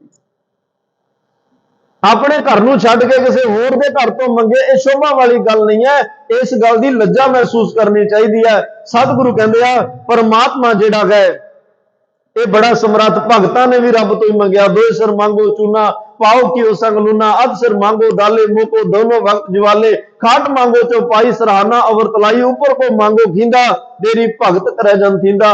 भगतां नूं ये दुनियावी लोड़ां चाहिदियां सन, एक घर गुजरान लई इन्ना कुछ चाहिदा सी, माइकी लोड़ा मुढ़लियां लोड़ा ने, पर मंगियां रब तो ने, किसी होर तो नहीं मंगियां। कबीर साहब कोल उत्थे बड़े अमीर लोग भी आउंदे होणे आ, बड़े धनी पुरुष आउंदे होणे आ, उन्हां तों ज्ञान लैण वास्ते, सत्संग करन वास्ते, पर किसी बंदे नूं नहीं किहा। भगत नामदेव साहब दी झोंपड़ी चो रही आ, बड़ी संगत आ रही है जा रही है, बड़े लोग कपड़े रवाण आ रहे हैं, बड़े अमीर आ रहे हैं, किसी नूं नहीं किहा। परमात्मा की अरदास की, वाहिगुरू अकाल पुरख मेरी झोंपड़ी बना दे चो रही है। भगत धन्ना जी कोले बहुत लोग आउंदे आ, बड़े अमीर आउंदे आ, बड़े ਸਰਦੇ ਪੁੱਜਦੇ ਲੋਕ ਆਉਂਦੇ ਆ, ਪਰ ਘਰ ਵਿੱਚ ਜੋ ਚਾਹੀਦਾ ਸੀ, ਗੋਪਾਲ ਤੇਰਾ ਆਰਤਾ, ਜੋ ਜਨ ਤੁਮਰੀ ਭਗਤ ਕਰਨ ਤੇ ਤਿਨਕੇ ਕਾ ਸਵਾਰਤਾ, ਦਾਲ ਸਿੱਧਾ ਮੰਗੋ ਕੀਓ, ਹਮਰਾ ਖੁਸ਼ੀ ਕਰਨ ਜਿਉ, ਪਨੀਆ ਸਾਧਨ ਨਿਕਾ, ਅਨਾਜ ਮੰਗੋ ਸਤ ਸਿਕਾ, ਗੋ ਭੈਸ ਮੰਗੋ ਲਾਵੇਰੀ ਇੱਕ ਤਾਜਨ, ਤੁਰੀ ਚੰਗੇਰੀ ਘਰ ਕੀ ਕੀਨ ਚੰਗੀ, ਜਨ ਧੰਨਾ ਲੇਵਿਆ ਮੰਗੀ, ਜੋ ਮੰਗਿਆ ਪਰਮਾਤਮਾ ਤੋਂ ਮੰਗਿਆ। ਜਿਹੜੀ ਵੀ ਦਾਤ ਚਾਹੀਦੀ ਸੀ ਰੱਬ ਤੋਂ ਮੰਗੀ ਆ, ਅਕਾਲ ਪੁਰਖ ਤੋਂ। ਅੱਜ ਸਾਨੂੰ ਪਾਤਸ਼ਾਹ ਜੀ ਦੱਸ ਰਿਹਾ, ਭਾਈ ਅਰਦਾਸ ਕਰਨ ਦੀ ਜਾਚ ਆ ਗਈ, ਅਰਦਾਸ ਕਰਨ ਵੇਲੇ ਭਾਵਨਾ ਕੀ ਹੋਵੇ ਇਹ ਵੀ ਪਤਾ ਲੱਗ ਗਿਆ। ਹੁਣ ਅੱਜ ਇਹ ਵੀ ਸੁਣ ਲਾ, ਜਦੋਂ ਅਰਦਾਸ ਕਰਨੀ ਆ ਕਿਹਦੇ ਅੱਗੇ ਕਰਨੀ ਆ, ਤੇਰਾ ਅਸਲ ਅਰਦਾਸ ਕਰਨ ਦਾ ਅਸਲ ਟਿਕਾਣਾ ਕਿਹੜਾ ਹੈ? ਪਰਮਾਤਮਾ, ਅਕਾਲ ਪੁਰਖ ਵਾਹਿਗੁਰੂ, ਜਿਨੇ ਆ ਸਰੀਰ ਦਿੱਤਾ, ਜਿਨੇ ਤੈਨੂੰ ਮਾਂ-ਬਾਪ ਦਿੱਤੇ, ਜਿਨੇ ਤੇਰੇ ਜੀਵਨ ਵਿੱਚ ਐਡੀਆਂ ਲਹਿਰਾਂ ਬਹਿਰਾਂ, ਖੁਸ਼ੀਆਂ, ਹਰਿਆਲੀ, ਹਰ ਪੱਖ ਤੋਂ ਤੈਨੂੰ ਖੁਸ਼ੀਆਂ ਖੇੜੇ ਦਿੱਤੇ, ਉਸ ਵਾਹਿਗੁਰੂ ਅੱਗੇ ਅਰਦਾਸ ਕਰੀ। ਜੀ ਕੀ ਬਿਰਥਾ ਹੋਏ ਸੋ ਗੁਰ ਪੈ ਅਰਦਾਸ ਕਰ। ਜਦੋਂ ਵੀ ਕੋਈ ਜੀਵਨ ਵਿੱਚ ਕੁਝ ਚਾਹੀਦਾ, ਉਸ ਪਰਮਾਤਮਾ ਅੱਗੇ ਹੀ ਅਰਦਾਸ ਕਰੀ, ਕਿਸੇ ਹੋਰ ਅੱਗੇ ਝੋਲੀ ਅੱਡ ਕੇ ਨਾ ਖੜ ਜਾਈ, ਕਿਉਂਕਿ ਫਿਰ ਪਛਤਾਉਣਾ ਪਏਗਾ। ਕਿਉਂਕਿ ਸੰਸਾਰ ਜਿਹੜਾ ਹੈ ਦਾਤਾ ਉਹ ਨਾ ਮੰਗੀਐ ਕਿਉਂ ਮੰਗਣ ਜਾਈਐ, ਹੋਛਾ ਛਾਉ ਨਾ ਕੀਚੇ ਫਿਰ ਪਛੋਤਾਈਐ। ਭਾਈ ਗੁਰਦਾਸ ਸਾਹਿਬ ਕਹਿੰਦੇ ਇਹੋ ਜਿਹਾ ਕੋਲੋਂ ਨਾ ਮੰਗੀ ਜਿਨ੍ਹਾਂ ਤੋਂ ਲੈਣ ਲੱਗਿਆ ਲੈ ਕੇ ਪਛਤਾਉਣਾ ਪਵੇ ਤੇ ਅਗਲਾ ਦੇ ਕੇ ਪਛਤਾਵੇ। ਇਹੋ ਜਿਹੇ ਦਰ ਤੋਂ ਨਾ ਮੰਗੀ, ਉਹੋ ਜਿਹਾ ਹੋਛਾ ਛਾਹ ਨਾ ਕਰ ਬੈਠੀ, ਉਹ ਜਿਹਾ ਹੋਛਾ ਸ਼ਾਹੂਕਾਰ ਨਾ ਕਰ ਬੈਠੀ ਜਿਹੜਾ ਦੇਣ ਲੱਗਿਆ ਪਛਤਾਵੇ ਤੇ ਤੈਨੂੰ ਲੈਣ ਤੋਂ ਬਾਅਦ ਸਾਰੀ ਜ਼ਿੰਦਗੀ ਅੱਖਾਂ ਨੀਵੀਆਂ ਕਰਕੇ ਉਹਦੇ ਸਾਹਮਣੇ ਫਿਰਨਾ ਪਵੇ। ਪਰਮਾਤਮਾ ਤੋਂ ਮੰਗੀ, ਉਹਨੇ ਕੋਈ ਆਸਾਨ ਨਹੀਂ ਕਰਨਾ, ਕਿਸੇ ਨੂੰ ਦੱਸਣਾ ਤੱਕ ਨਹੀਂ। ਹਾਂ, ਦਾਤਾਂ ਲੈ ਕੇ ਸ਼ੁਕਰਾਨਾ ਜ਼ਰੂਰ ਕਰੀ। ਸ਼ੁਕਰਾਨਾ ਅਰਦਾਸ ਹੈ, ਅਰਦਾਸ ਸ਼ੁਕਰਾਨਾ ਹੈ। ਇਹ ਅਰਦਾਸ ਨਹੀਂ ਸਾਡਾ ਰੱਬ ਨਾਲ ਸੰਬੰਧ ਜਿਹੜਾ ਬਣਾਉਣਾ। ਹੁਣ ਜੇ ਅਸੀਂ ਰੱਬ ਤੋਂ ਮੰਗਣਾ, ਕਿਵੇਂ ਮੰਗੋਗੇ? ਅਰਦਾਸ ਹੀ ਮੰਗਿਆ ਜਾਏਗਾ ਨਾ, ਅਰਦਾਸ ਹੀ ਕੀਤੀ ਜਾਏਗੀ, ਅਰਦਾਸ ਰੂਪ ਵਿੱਚ ਹੀ ਮੰਗਿਆ ਜਾਣਾ। ਉਹ ਬੋਲ ਚਾਹੇ ਸਿੱਧਾ ਹੀ ਕਹਿ ਦਈਏ ਵੀ ਰੱਬਾ ਆਹ ਕੁਛ ਚਾਹੀਦਾ, ਜਿਵੇਂ ਮਰਜ਼ੀ ਕਹਿ ਲਓ, ਹੋਏਗੀ ਅਰਦਾਸ ਹੀ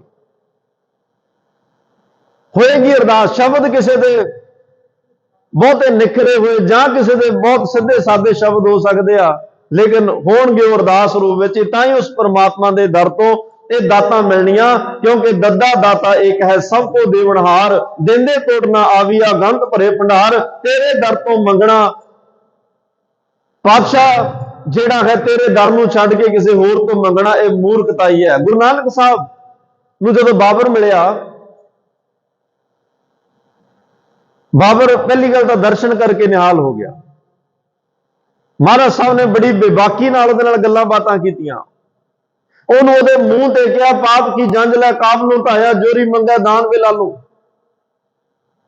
ਚਲੋ ਬਾਬਰ ਨੇ ਐਮਨਾਬਾਦ ਨੂੰ ਲੁੱਟਿਆ, ਐਮਨਾਬਾਦ ਦੀਆਂ ਗਲੀਆਂ ਚ ਕੀਰਨੇ ਪਏ, ਐਮਨਾਬਾਦ ਕਤਲੋਗਾਰਤ ਹੋਈ। ਬੜਾ ਅਜੀਬ ਕ੍ਰਿਸ਼ਮਾ, ਬੜੀ ਅਦਭੁਤ ਜਿਹੜੀ ਆ ਉੱਥੇ ਨਾ ਭੁੱਲਣ ਵਾਲੀ। ਇਹ ਇੰਨਾ ਜ਼ੁਲਮ ਹੋਇਆ, ਹਿੰਦੁਸਤਾਨ ਡਰਾਇਆ, ਦੇਸ਼ ਡਰ ਗਿਆ। ਗੁਰੂ ਨਾਨਕ ਸਾਹਿਬ ਹੁਣ ਸਰਵ ਕਲਾ ਸਮਰੱਥ, ਅਨੰਤ ਕਲਾ ਹੋਏ ਠਾਕੁਰ ਚੜਿਆ, ਪਰਮਾਤਮਾ ਦਾ ਉਸ ਰੂਪ ਆਪ ਨਾਰਾਇਣ ਕਲਾਤਾਰ, ਜਗ ਮੈਂ ਪਰਵਰਿਓ। ਗੁਰੂ ਨਾਨਕ ਸਾਹਿਬ ਹੁਣ ਸਾਹਮਣੇ ਖੜਿਆ। ਚਲੋ ਬਾਬਰ ਨੂੰ ਲੱਗਿਆ ਵੀ ਇਹ ਫਕੀਰ ਆ, ਦੂਜਿਆਂ ਨਾਲੋਂ ਇਹਦਾ ਜਪ ਤਪ ਜ਼ਿਆਦਾ ਹੋਏਗਾ, ਦੂਜਿਆਂ ਨਾਲੋਂ ਇਹਦੀ ਭਗਤੀ ਬੰਦਗੀ ਜ਼ਿਆਦਾ ਹੋਏਗੀ, ਹੈ ਤਾਂ ਫਕੀਰ ਹੀ ਨਾ। ਕੱਪੜੇ ਵੀ ਇਹਦੇ ਬੜੇ ਸਾਦੇ ਜਿਹੇ ਆ। ਬਾਬਰ ਨੇ ਕਿਹਾ ਗੁਰੂ ਨਾਨਕ ਸਾਹਿਬ ਨੂੰ ਵੀ ਮੈਂ ਜਾਣਾ ਅੱਗੇ, ਮੈਂ ਬਾਦਸ਼ਾਹ, ਤੇ ਤੁਹਾਨੂੰ ਕੁਝ ਚਾਹੀਦਾ ਮੰਗੋ, ਮੈਂ ਤੁਹਾਨੂੰ ਕੋਈ ਦਾਤ, ਕੋਈ ਪਦਾਰਥ, ਜਗੀਰ, ਜੋ ਤੁਸੀਂ ਕਹੋ।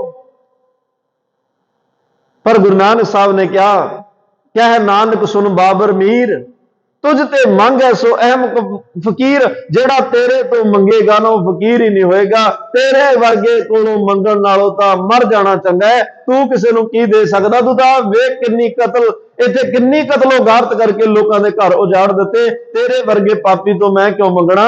ਤੇਰੇ ਵਰਗਾ ਪਾਪੀ ਕਿਸੇ ਨੂੰ ਦੇ ਵੀ ਕੀ ਸਕਦਾ? ਤੂੰ ਤਾਂ ਆਪ ਮੰਗਦਾ, ਤੂੰ ਤਾਂ ਆਪ ਮੰਗਦਾ। ਦੱਸ ਤੂੰ ਨਮਾਜ਼ਾਂ ਪੜ੍ਹਦਾ ਨਹੀਂ? ਕਹਿੰਦਾ ਪੜ੍ਹਦਾ। ਨਮਾਜ਼ ਪੜ੍ਹ ਕੇ ਮੰਗਦਾ ਕੀ ਹੈ? ਕਿਹਦੇ ਤੋਂ ਮੰਗਦਾ? ਕਹਿੰਦਾ ਮੈਂ ਆਪਣੇ ਰਾਜ ਭਾਗ ਨੂੰ ਵਧਣ ਫੈਲਣ ਲਈ ਖੁਦਾ ਅੱਗੇ ਅਰਦਾਸ ਕਰਦਾ, ਬੇਨਤੀ ਕਰਦਾ ਕਿ ਯਾ ਅੱਲਾ ਪੂਰੇ ਦੁਨੀਆ ਵਿੱਚ ਮੇਰਾ ਰਾਜ ਹੋਵੇ। ਕਹਿੰਦੇ ਫਿਰ ਤੂੰ ਤਾਂ ਆਪ ਮੰਗਦਾ, ਮੈਨੂੰ ਕੀ ਦੇਂਗਾ? ਮਾਰੇ ਕਹਿੰਦੇ ਪਰਮਾਤਮਾ ਤੋਂ ਮੰਗ। ਗੁਰੂ ਨਾਨਕ ਸਾਹਿਬ ਸਾਹਮਣੇ ਦੇਖੋ ਬਾਬਰ ਨੇ ਕਿਹਾ, ਪਰ ਜਵਾਬ ਦੇ ਦਿੱਤਾ। ਜਦੋਂ ਗੁਰੂ ਅਮਰਦਾਸ ਪਾਤਸ਼ਾਹ ਕੋਲੇ ਆਇਆ ਨਾ, ਉਹਨੇ ਵੀ ਕਿਹਾ ਸੀ ਪਾਤਸ਼ਾਹ ਮੈਂ ਤੁਹਾਡੇ ਘਰ ਆਇਆ, ਦੱਸੋ ਕੀ ਦਿਆਂ? ਜਗੀਰਾਂ ਲਾ ਦਿਆਂ ਤੁਹਾਡੇ ਨਾਲ? ਗੁਰੂ ਘਰ ਦੇ ਨਾਲ ਜਗੀਰ? ਜਦ ਨੂੰ ਕੋਈ ਇੱਕ दसां नौं की किरत करने वाला बड़ा गरीबड़ा जा सिख आया, ओदा पसीने की बो आ रही है, फटे पुराने टाकियां वाले कपड़े, अड्डियां फटियां पईयां ने, पता नहीं इशनान का हिसाब किताब हो जाए होएगा। उन्हें बड़े भावना नाल अपने बोझे चो एक टका दसां नौं की किरत का कढ़िया, गुरु अमरदास पातशाह के जो चरणों च रखन लग्या, महाराज ने क्या नहीं सिखा, तेरी किरत की माया दसवंध की माया, दोवें हाथ पातशाह ने अगे करके उस भेटा स्वीकार की। अकबर कोल बैठा, महाराज कहते अकबर बादशाह ये तेरिया जंगीरां नाल लंगर नहीं चलते, तेरे जे तेरी जंगीर नाल चाहे फिर तो अकबर का लंगर होएगा ना, फिर गुरु का लंगर नहीं रहेगा। ये लंगर आ दसां नौं की किरत करने वाले किरती सिखां की कमाई नाल चलदे, क्योंकि इन्हां दी किरत विच भावना है, श्रद्धा है, विश्वास है। ये हाथ जोड़ के चरणों में रख जाते हैं, ये जनाते नहीं तू तो इत्थे वड्डा इकट्ठ करके पटा लिख के फिर सारे किते ऐलान कराएगा कि मैं गुरु नानक के घर नूं इन्नी जंगीर दे के आया। जे देना होवे तां फिर राय बुलार वर्गी भावना होनी चाहिए आ, जिहदे घर गुरु नानक साहब दे आउण तो 1 साल बाद जिहड़ा उहदे घर विच पुत्तर दा जन्म हुंदा है, गुरु नानक साहब दी अरदास बख्शिश नाल हुंदा है, ते बड़ी भावना नाल अपने परिवार की हजूरी विच ओह कहंदा है, मेरा शहर मेरा नगर गुरु नानक साहब करके है, मैं इस नगर का नाम अज तो गुरु नानक साहब के नाम से रखदा है। मेरे घर में जिन्ने अस्तबल च घोड़े खड़े आ, गुरु नानक दियां दातां, जिन्ने हाथी खड़े ये गुरु नानक दियां दातां, जिन्ने नौकर चाकर ये भी गुरु नानक की कृपा है, मेरे घर च पुत आया ये भी गुरु नानक की कृपा है। तो मैं सेवा करनी चाहना, गुरु नानक के चरणों च सेवा करनी चाहना। 757 मुरब्बे गुरु नानक साहब के नाम लवा दिते, अज भी गुरु नानक साहब के नाम वो जमीन बोलती है, 18-19 हज़ार एकड़ बनती है। ये निमरता है, भावना विचों आए, ये कोई हंकार विचों नहीं आए, ये कोई गुरु नूं कीमत नहीं दी, कीमत असीं दे ही नहीं सकते। रब नूं दसो की कीमत दोगे, तेरा दान है कीमत ना पवे, तिस दाते कमन समार, एक भी दान की साडे कोले कीमत है। असीं जदों मंगण आउंदे आ, कदे कोई घर चों कीमत पा के तुरिया जेब च भी अज मैं पुत मंगना, पुत चल इन्नी की कीमत होएगी, गोलक च पावांगे ते पुत लै आवांगे, मैनूं घर चाहिए इन्नी की कीमत होएगी, कदे कोई कीमत पा के आया।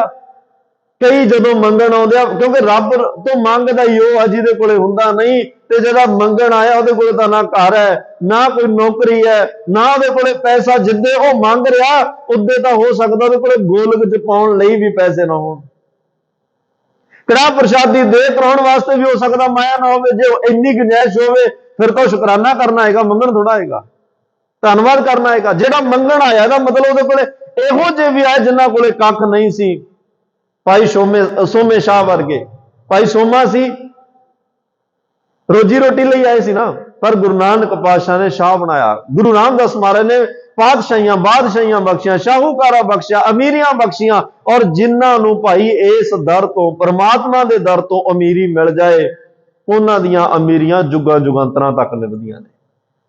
जिहड़ियां अमीरियां ठगियां ठोरियां वालियां हुंदियां ना, दूजी तीजी पीढ़ी खत्म। जिन्होंने गुरु नानक के घर तो रब के घर तो अमीरियां मिलियां, चाहे वह बाबा टोडरमल जी होण, चाहे भाई सोमा शाह, अज भी उन्हां दे परिवार जिहड़े आ, बाबा टोडरमल जी का परिवार भी तुसीं वेख लो, अज भी अमीरियां सरकारां नूं कर्जा दे रहे हो। अमीरी कित्थों मिली है? भाई सोमे शाह का परिवार जिथे भी पूरी दुनिया च वसदा, अज भी उन्हां नाल पहला सिंह फिर शाह, भाई मेजर शाह सिंह, शाह पहला क्योंकि तखालस गुरु रामदास ने दिता है।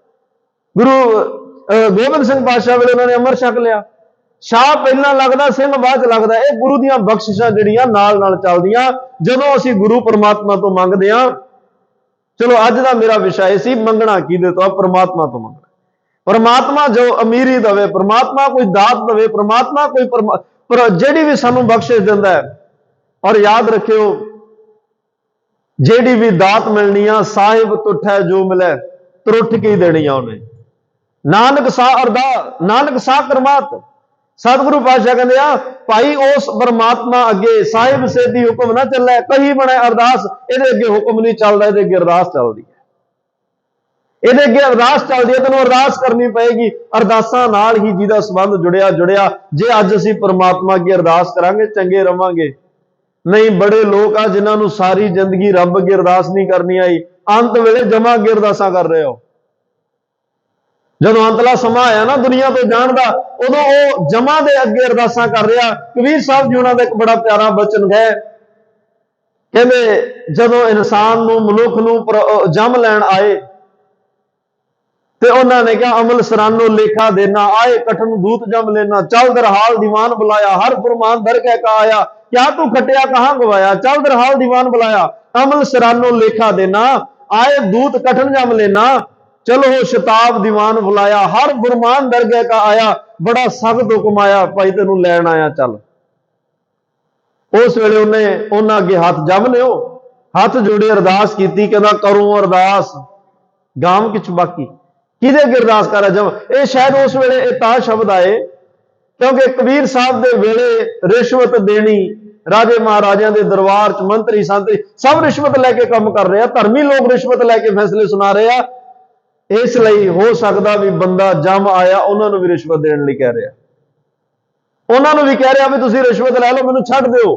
ਕਰੋ ਅਰਦਾਸ ਗਾਮ ਕਿਛ ਬਾਕੀ, ਲੇਹੋ ਨਵੇਰ ਅੱਜ ਕੀ ਰਾਤੀ, ਮੇਰੀ ਅਰਦਾਸ ਹੈ ਤੁਹਾਡੇ ਚਰਨਾਂ 'ਚ, ਮੈਨੂੰ ਅੱਜ ਦੀ ਰਾਤ ਛੱਡ ਦਿਓ, ਕਿਉਂਕਿ ਮੈਂ ਜਿਹੜਾ ਲੋਕਾਂ ਨਾਲ ਮੇਰਾ ਜਿਹੜਾ ਲੈਣ ਦੇਣਾ ਉਹ ਅੱਜ ਦੀ ਰਾਤ ਨਿਬੇੜ ਲਵਾਂ। ਮੈਨੂੰ ਜਿਹੜੀ ਮਾਇਆ ਇਕੱਠੀ ਹੋਏਗੀ, ਕਿਛ ਵੀ ਖਰਚ ਤੁਹਾਰਾ ਸਾਰੂ, ਥੋੜੀ ਬਹੁਤੀ ਰਿਸ਼ਵਤ ਤੁਹਾਨੂੰ ਦੇ ਦਿਆਂਗਾ, ਥੋੜਾ ਬਹੁਤਾ ਤੁਹਾਨੂੰ ਮਿਲ ਜਾਏਗਾ, ਪਰ ਅੱਜ ਦੀ ਰਾਤ ਮੈਨੂੰ ਲੈ ਕੇ ਨਾ ਜਾਓ, ਅੱਜ ਦੀ ਰਾਤ ਮੈਨੂੰ ਛੱਡ ਜਾਓ, ਕੱਲ ਤੁਹਾਡੇ ਨਾਲ ਚੱਲਾਂਗਾ। ਸੁਬਹ ਨਵਾਜ਼ ਸਰਾਏ ਗੁਜ਼ਾਰੋ, ਨਾਲ ਇਹ ਵੀ ਦੱਸ ਰਿਹਾ ਮੈਂ ਨਮਾਜ਼ੀ ਹਾਂ, ਮੈਂ 5 ਵਕਤ ਦਾ ਨਮਾਜ਼ੀ ਹਾਂ।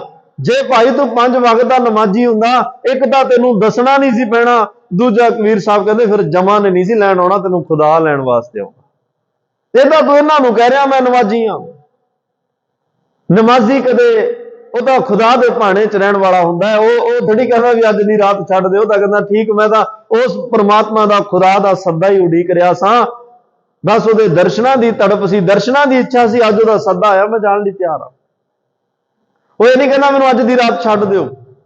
ਤੇ ਇਸ ਲਈ ਪਾਤਸ਼ਾਹ ਕਹਿੰਦੇ ਆ ਭਾਈ ਉਸ ਪਰਮਾਤਮਾ ਅੱਗੇ ਹੀ ਅਰਦਾਸ ਕਰ ਜਿਹਦੇ ਨਾਲ ਤੇਰਾ ਦੁੱਖ ਸੁੱਖ ਚੱਲਦਾ ਗਿਆ, ਤੇਰੇ ਦੁੱਖ ਸੁੱਖ ਦਾ ਭਾਈਵਾਲ ਹੈ, ਜਿਹਨੇ ਤੈਨੂੰ ਇਹ ਜੀਵਨ ਦਿੱਤਾ ਹੈ, ਤੇ ਉਹ ਪਰਮਾਤਮਾ ਜਿਹੜਾ ਹੈ ਉਹਦੇ ਅੱਗੇ ਹੀ ਅਰਦਾਸਾਂ ਕਰਦਾ ਰਹੋ, ਤਾਂ ਕਿ ਤੇਰਾ ਇਹ ਜੀਵਨ ਕਦੇ ਜ਼ਿੰਦਗੀ ਦੇ ਵਿੱਚ ਤੈਨੂੰ ਡੋਲਣਾ ਨਾ ਪਵੇ। ਬੜੀਆਂ ਉਤਰਾਈਆਂ ਚੜਾਈਆਂ ਆਉਣੀਆਂ ਨੇ, ਬੜੇ ਜੀਵਨ ਦੇ ਵਿੱਚ ਐਵੇਂ ਦੇ ਜਿਹੜੇ ਸਤਿਗੁਰੂ ਪਾਤਸ਼ਾਹ ਕਹਿੰਦੇ ਨੇ ਮਾਹੌਲ ਬਣਨੇ ਆ, ਜੇ ਪਰਮਾਤਮਾ ਅੱਗੇ ਅਰਦਾਸ ਜੁੜੀ ਹੋਈ ਜਾਏਗੀ, ਅਰਦਾਸ ਕਰਕੇ ਤੇਰਾ ਰੱਬ ਨਾਲ ਸੰਬੰਧ ਜੁੜਿਆ ਰਹੇਗਾ, ਫਿਰ ਜਿਹਦਾ ਸੰਬੰਧ ਰੱਬ ਨਾਲ ਜੁੜਿਆ ਹੋਵੇ, ਤਾਤੀ ਵਾਹ ਨਾ ਲੱਗੇ ਪਾਰ ਬ੍ਰਹਮ ਸ਼ਰਨਾਈ, ਉਹਨੂੰ ਤੱਤੀ ਵਾਹ ਨਹੀਂ ਪਰਮਾਤਮਾ ਲੱਗਣ ਦਿੰਦਾ, ਉਹਦੀ ਅੰਗ ਸੰਗ ਹੋ ਕੇ ਰੱਖਿਆ ਕਰਦਾ, ਉਹਦੀ ਹਿਫਾਜ਼ਤ ਕਰਦਾ, ਉਹਨੂੰ ਕਦੇ ਡੋਲਣ ਨਹੀਂ ਦਿੰਦਾ। ਇਸ ਲਈ ਮਹਾਰਾਜ ਸਾਹਿਬ ਕਹਿੰਦੇ ਆ ਪਰਮਾਤਮਾ ਅੱਗੇ ਅਰਦਾਸਾਂ। ਗੁਰੂ ਨਾਨਕ ਸਾਹਿਬ ਨੂੰ ਬਾਬਰ ਨੇ ਕਿਹਾ ਕੁਛ ਮੰਗੋ, ਤੇ ਇਧਰ ਧੰਨ ਗੁਰੂ ਗੋਬਿੰਦ ਸਿੰਘ 10ਵਾਂ ਜਾਮਾ ਆਉਂਦਾ ਹੈ, ਇੱਥੇ ਬਹਾਦਰ ਸ਼ਾਹ ਕਹਿ ਰਿਹਾ ਕੁਛ ਮੰਗੋ, ਔਰੰਗਜ਼ੇਬ ਕਹਿ ਰਿਹਾ ਤੁਹਾਨੂੰ ਜੋ ਚਾਹੀਦਾ ਮੈਂ ਦੇ ਦਿਆਂਗਾ, ਪਰ ਮੇਰੇ ਕਹਿਣ ਤੇ ਕਿਲਾ ਛੱਡ ਦਿਓ। ਨਾ ਗੁਰੂ ਨਾਨਕ ਸਾਹਿਬ ਨੇ ਬਾਬਰ ਦੀ ਪਰਵਾਹ ਕੀਤੀ, ਨਾ ਗੁਰੂ ਗੋਬਿੰਦ ਸਿੰਘ ਪਾਤਸ਼ਾਹ ਨੇ ਔਰੰਗਜ਼ੇਬ ਦੀ ਪਰਵਾਹ ਕੀਤੀ। ਬੜੇ ਦਲੇਰੀ ਭਰੇ ਸ਼ਬਦ ਜਿਹੜੇ ਜ਼ਫਰਨਾਮੇ 'ਚ ਲਿਖ ਕੇ ਭੇਜੇ, ਉਹ ਸ਼ਬਦਾਂ ਦੀ ਤਾਬ ਹੀ ਨਹੀਂ ਚੱਲ ਸਕਿਆ, ਸ਼ਬਦਾਂ ਦਾ ਤੇਜ ਪ੍ਰਤਾਪ ਹੀ ਨਹੀਂ ਚੱਲ ਸਕਿਆ। ਉਹ ਸ਼ਬਦਾਂ ਨੇ ਅੰਦਰੋਂ ਇਹੋ ਜਿਹੇ ਅਮੋਘ ਬਾਣ ਮਾਰੇ, ਔਰੰਗਜ਼ੇਬ ਦਾ ਮਰ ਕੇ ਹੀ ਖੜਾ ਛੁੱਟਿਆ, ਮੰਜੇ ਤੋਂ ਨਹੀਂ ਉੱਠ ਸਕਿਆ। ਬੇਪਰਵਾਹੀ, ਤੁਸੀਂ ਕੀ ਦੇ ਸਕਦੇ ਹੋ? ਤੁਸੀਂ ਤਾਂ ਦਗੇਬਾਜ਼ ਹੋ, ਤੁਸੀਂ ਫਰੇਬੀਆਂ ਕਰਨ ਵਾਲੇ, ਤੁਸੀਂ ਧਰਮ ਦੇ ਨਾਂ ਤੇ ਕਲੰਕ। ਔਰੰਗਜ਼ੇਬ ਤੁਹਾਡੇ ਵਰਗੇ ਤੂੰ ਕੀ ਮੰਗਣਾ? ਤੁਸੀਂ ਧਰਮ ਦਾ ਮੁਖੌਟਾ ਪਾ ਕੇ ਦੁਨੀਆ ਨੂੰ ਮੂਰਖ ਸਮਝ ਰਹੇ ਹੋ, ਮੂਰਖ ਬਣਾਉਣ ਦਾ ਯਤਨ ਕਰ ਰਹੇ ਹੋ। ਅਸੀਂ ਦੁਨੀਆ ਵਿੱਚ ਰੱਬ ਵੇਖ ਰਹੇ ਹਾਂ, ਪਰਮਾਤਮਾ ਨੂੰ ਵੇਖ ਰਹੇ ਹਾਂ, ਅਸੀਂ ਸਾਰਿਆਂ ਵਿੱਚ ਸਭ ਮੈਂ ਜੋਤ ਜੋਤ ਗਏ ਸੋਏ ਨੂੰ ਵੇਖ ਰਹੇ ਹਾਂ।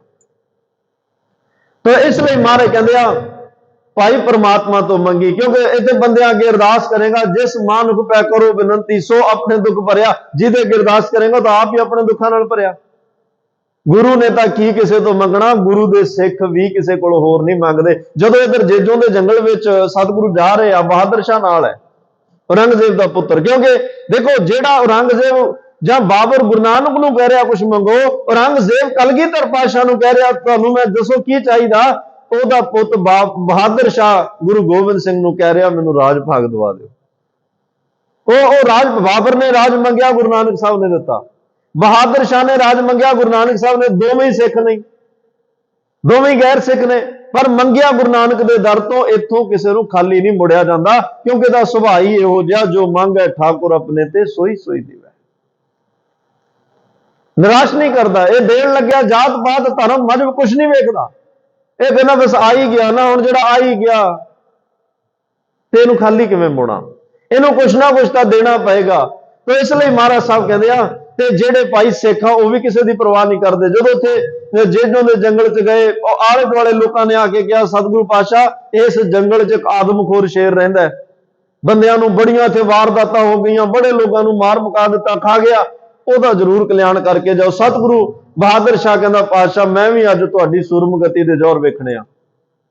ਮੈਂ ਸੁਣਿਆ ਵੀ ਤੁਸੀਂ ਬੜੇ ਬਲਵਾਨ ਹੋ, ਬਿਨਾਂ ਹਥਿਆਰਾਂ ਤੋਂ ਵੀ ਸ਼ੇਰ ਮਾਰ ਦਿੰਦੇ ਹੋ। ਮਾਰੇ ਕਹਿੰਦੇ ਹਾਂ ਬਿਲਕੁਲ, ਬਿਨਾਂ ਕੋਈ ਕਿਰਪਾਨ, ਕੋਈ ਨੇਜ਼ਾ, ਕੋਈ ਟਕੂਆ, ਕੋਈ ਕਿਸੇ ਵੀ ਤਰ੍ਹਾਂ ਦਾ ਤੇਜ਼ ਧਾਰ ਹਥਿਆਰ, ਕੋਈ ਬੰਦੂਕ ਕੁਛ ਵੀ ਨਾ ਹੋਵੇ ਤਾਂ ਵੀ ਸ਼ਿਕਾਰ। ਮਹਾਰਾਜ ਕੁਤਕਾ ਲੈ ਕੇ ਜਾਣ ਲੱਗਿਆ, ਡੰਡਾ ਇੱਕ, ਤੇ ਕੋਲ ਭਾਈ ਰੋਸ਼ਨ ਸਿੰਘ ਖੜਾ, ਉਹ ਕਹਿੰਦਾ ਪਾਤਸ਼ਾਹ ਨਿੱਕਾ ਜਿਹਾ ਕੰਮ ਤੁਸੀਂ ਆਪ ਕਰਨ ਜਾਓਗੇ, ਤੁਹਾਡੇ ਸਿੱਖਾਂ ਨੇ ਕਿਹੜੇ ਵੇਲੇ ਕੰਮ ਆਉਣਾ, ਅਸੀਂ ਤੁਹਾਡੇ ਨਾਲ ਇੰਨੇ ਜਾਣੇ ਸੀ, ਕਿਹੜੇ ਵੇਲੇ ਕੰਮ ਆਉਣਾ, ਤੁਸੀਂ ਮੇਰੇ ਸਿਰ ਤੇ ਹੱਥ ਰੱਖੋ। ਸ਼ੇਰ ਫਿਰ ਵੀ ਤੁਸੀਂ ਵੀ ਮਾਰਨਾ ਹੈ, ਸ਼ੇਰ ਤੁਹਾਡੀ ਕਿਰਪਾ ਨਾਲ ਹੀ ਮਰਨਾ ਹੈ, ਪਰ ਤੁਹਾਨੂੰ ਜਾਣ ਦੀ ਕੀ ਲੋੜ ਹੈ, ਗੁਰਸਿੱਖਾਂ ਅੰਦਰ ਸਤਿਗੁਰ ਵਰਤੈ।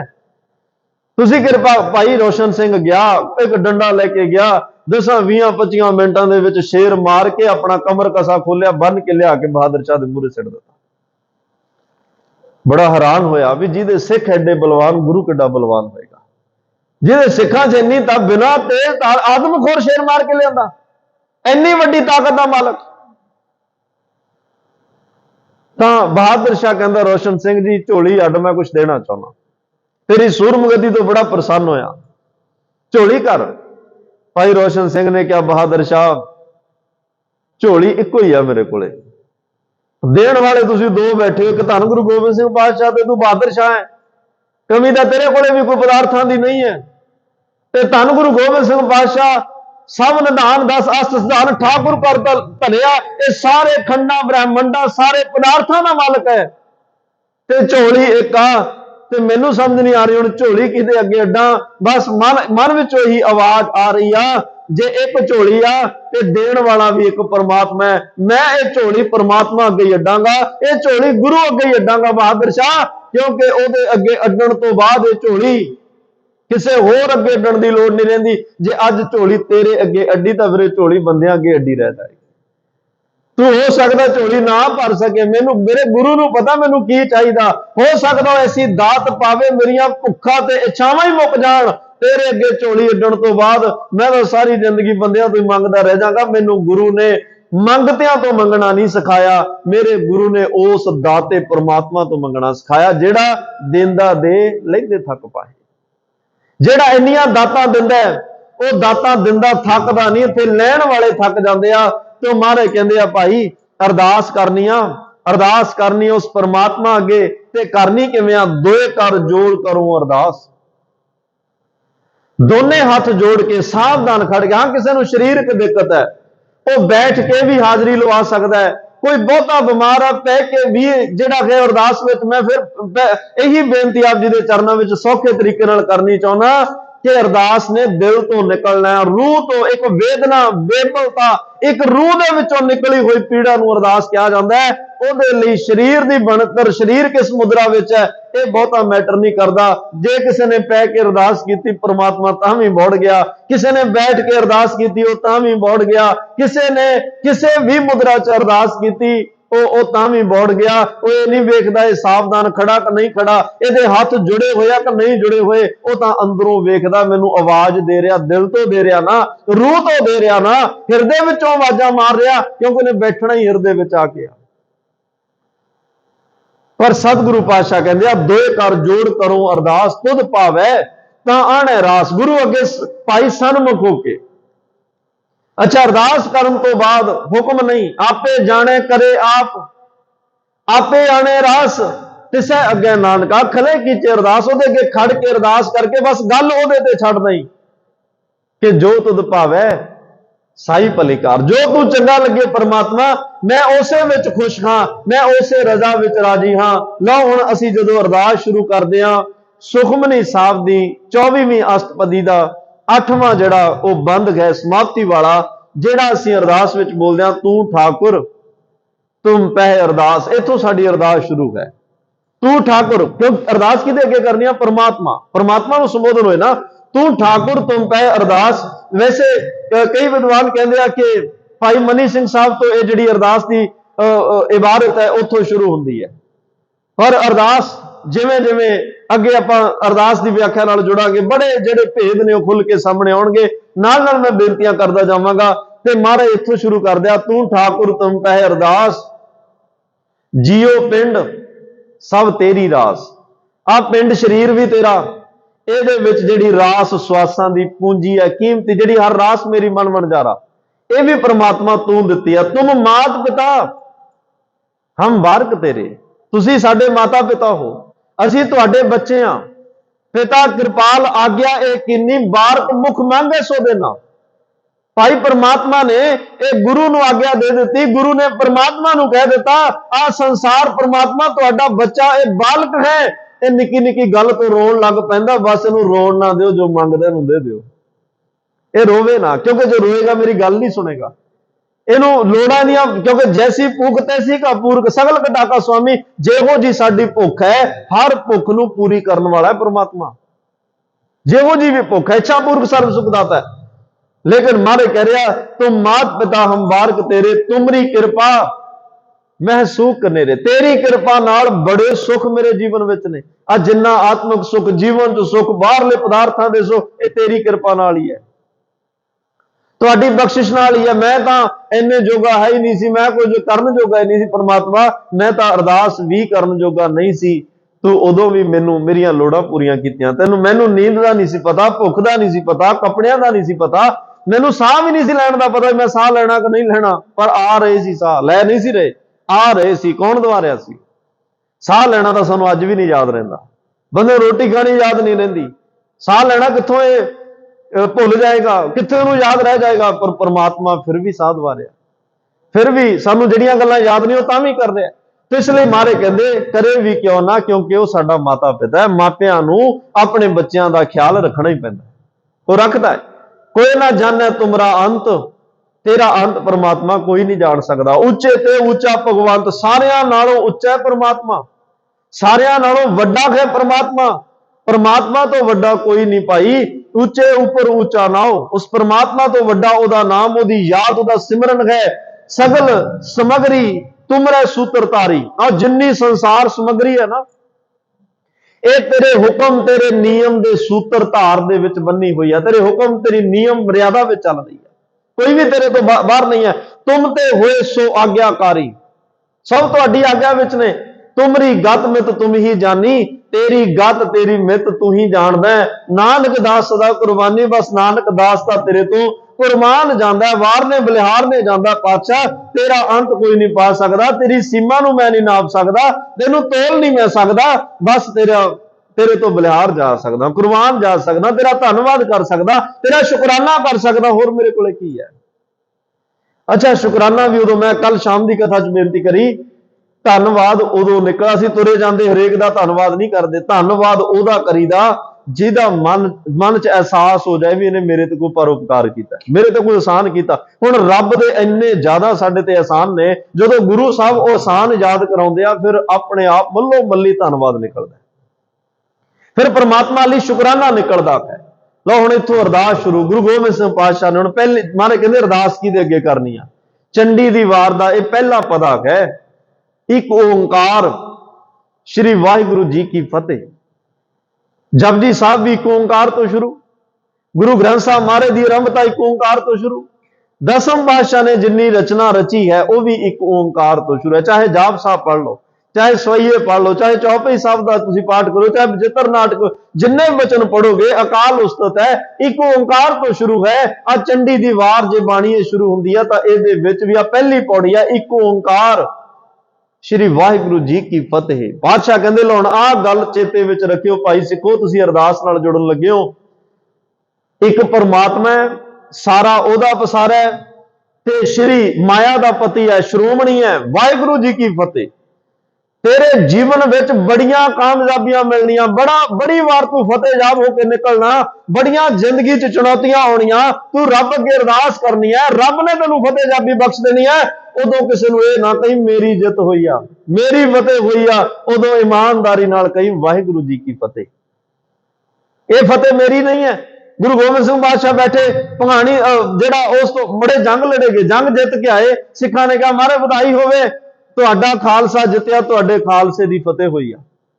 बादशाह कहते नहीं नहीं सिखो, झूठ बोल रहे हो, गलत बोल रहे हो, ये तो वाहिगुरु जी का खालसा है, ते ये खालसा भी ओदा ते ये फतेह भी मेरी नहीं है, वाहिगुरु जी की फतेह हुई है। परमात्मा का खालसा, परमात्मा की फतेह, मेरा कुछ भी नहीं। तो गुरु गोबिंद सिंह साहब हुण अरदास की शुरुआत में जिन्हें अगे अरदास करनी भाई, क्योंकि अरदास नाल तेनू कामयाबियां फतेहजाबियां मिलनियां, ते जिंदगी में चेते रखी वाहिगुरु जी की फतेह, किसी काम च फतेह होवे ते यही कहीं ओदी फतेह है, क्योंकि अरदास की संपूर्णता भी वाहिगुरु जी का खालसा वाहिगुरु जी की फतेह ते होएगी। फिर अगे महाराज ने क्या, एक ओंकार श्री वाहिगुरु जी की फतेह, वार श्री भगवती जी की। ये वार है श्री माया का पति। हुण भगवती, जदों भगवती शब्द आया ना, इत्थे बड़े जेड़े विचार अलग अलग हो। कोई कहना जी किसी देवी नूं महाराज ने आराध्या, एक एक शब्द के कई कई अर्थ हुंदे आ। इत्थे जेड़ा भगवती शब्द है परमात्मा लई आया। एक ओंकार श्री वाहिगुरु जी की फतेह, श्री भगवती जी सहाय। भगवती परमात्मा, भगवती के अर्थ तलवार कृपान श्री साहब भी है। तो महाराज इत्थे परमात्मा नूं तुसी मेरी सहायता करनी, तुसी हर थां सहाय होना, तुसी मेरे अंग संग होके वरतना। महाराज कहंदे आ वार श्री भगवती जी की पातशाही 10वीं, ते इत्थे पातशाही 10 नहीं, एक ओंकार श्री वाहिगुरु जी की फतेह, श्री भगवती जी सहाय, वार श्री भगवती जी की। ये भाई परमात्मा ही सहायता करेगा, ते ये परमात्मा की सहायता मंगण वास्ते उहदे शुकराने विच ही ये वार है, चंडी दी वार। ते उत्थे महाराज हुण कह रहे आ वार श्री भगवती पातशाही 10वीं, इत्थे 10वें पातशाह दे बोल ने। हुण आरंभता विच की क्या, प्रथम भगवती सिमर क्या। गुरु नानक लई ते आए बाद विच है प्रथम भगवती, सब तो प्रथम विच भाई सिखो जे अरदास करनी आ तां वाहिगुरु अगे करनी आ, परमात्मा अगे। जिथों मैं बेनती शुरू की कि अरदास किहदे अगे करनी आ, गुरु गोबिंद सिंह साहब ने कहा प्रथम भगवती सिमर क्या, सब तो पहला परमात्मा अगे अरदास, क्योंकि सब तो पहला अरदास ही उहदे अगे सी। गुरु का तो बाद च आके पता लग्या ना, उहदा जदों होश संभली सुरत संभली फिर पता लग्या, जदों पता ही नहीं सी गुरु बारे, उदों तक केवल परमात्मा नाल ही जान पछाण सी। उहदे अगे अरदास हो रही, मारे कहंदे उहदे अगे ही अरदास करनी है। सब तो पहला उहनूं ध्याना है, क्योंकि वह सर्व जगह व्यापक है, सर्व थाई सर्वदेशी सर्वकाली है परमात्मा। जदों भी जीवन दे विच किसी भी तरह का कोई औख सौख आवे, कोई दुख सुख आवे, कोई खुशी गमी आवे, कोई भी किसी तरह की पल जिहड़े मूवमेंट बने, परमात्मा अगे अरदास करी, उस वाहिगुरु अगे अरदास करी, क्योंकि वो सर्व जगह व्यापक है, तेरे नेड़े है, तेरे अंदर है, तेरे तो दूर नहीं। दुकालंग परनासी दयालंग स्वरूपे सदा अंग संगे अपंगंग बपूते, वो तेरे अंग संग तेरे नाल है। जिन्ना छेती वो बौड़ेगा, जिन्नी जल्दी ओदी रसाई होएगी, जिन्नी जल्दी वो तेरा मददगार बनेगा। बाकियां ने तो पता नहीं कित्थों आउणा, आउण लग्या समा ला देण, किसी का फोन ना लगे, कोई आवे ना, कोई चक्के ना, कोई पहुंचे ना, की करेगा। इसलिए परमात्मा अगे अरदास करी, उन्हें तो उस वेले ही तेरा कारज जिहड़ा उन्हें एहसास करा देना, भाई चिंता ना कर, मैं नाल, मैं तेरे अंग संग आ। मारे कहते मैं तो कहना भी तू मैनूं हर वेले नाल रखे, तेनों कदे मुश्किल का सामना करना ही ना पवे, तू नाल नाल लैके चल। नाल लैके चलण दा तरीका की है, अरदास। हर वेले अरदास, उठदे बहिंदे अरदास, सुख दुख विच अरदास, शुकराने दी अरदास, धन्नवाद दी अरदास, कुछ भी चाहिए अरदास, प्रशादा छकण वेले अरदास, छक के अरदास, कपड़े पाउण वेले अरदास, कुछ भी नवा आउंदा अरदास, घर च वड़न लग्या अरदास, शुकराना धन्नवाद, ये करते रहो, जिस करके जीवन लोक सुखिए, परलोक सुहेले नानक हर प्रभ, आपे मेले दे असीं भागी बन जांगे। इन्नियां बेनतियां प्रवान होईयां, बेअंत भुल्लां दी खिमा देहो सज्जण असीं सड़ियां जो होवे। साहिब स्यों मेल आओ, सारी संगत आनंद साहब की बाणी च रसना पवित्र करो जी। फिर आप अरदास बेनती विच जुड़ांगे, हुक्मनामे सरवण करने ने, प्यार नाल हाजरियां लवाओ। आनंद साहिब राम कली महला तीजा। आनंद एक ओंकार सतगुरु प्रसाद, आनंद भया मेरी माए, सतगुरु मैं पाया। राग रतन परवार भरियां, शब्द गावने आईयां, कह नानक आनंद हुआ, सतगुरु मैं पाया। हर नाल रहो तू मन में।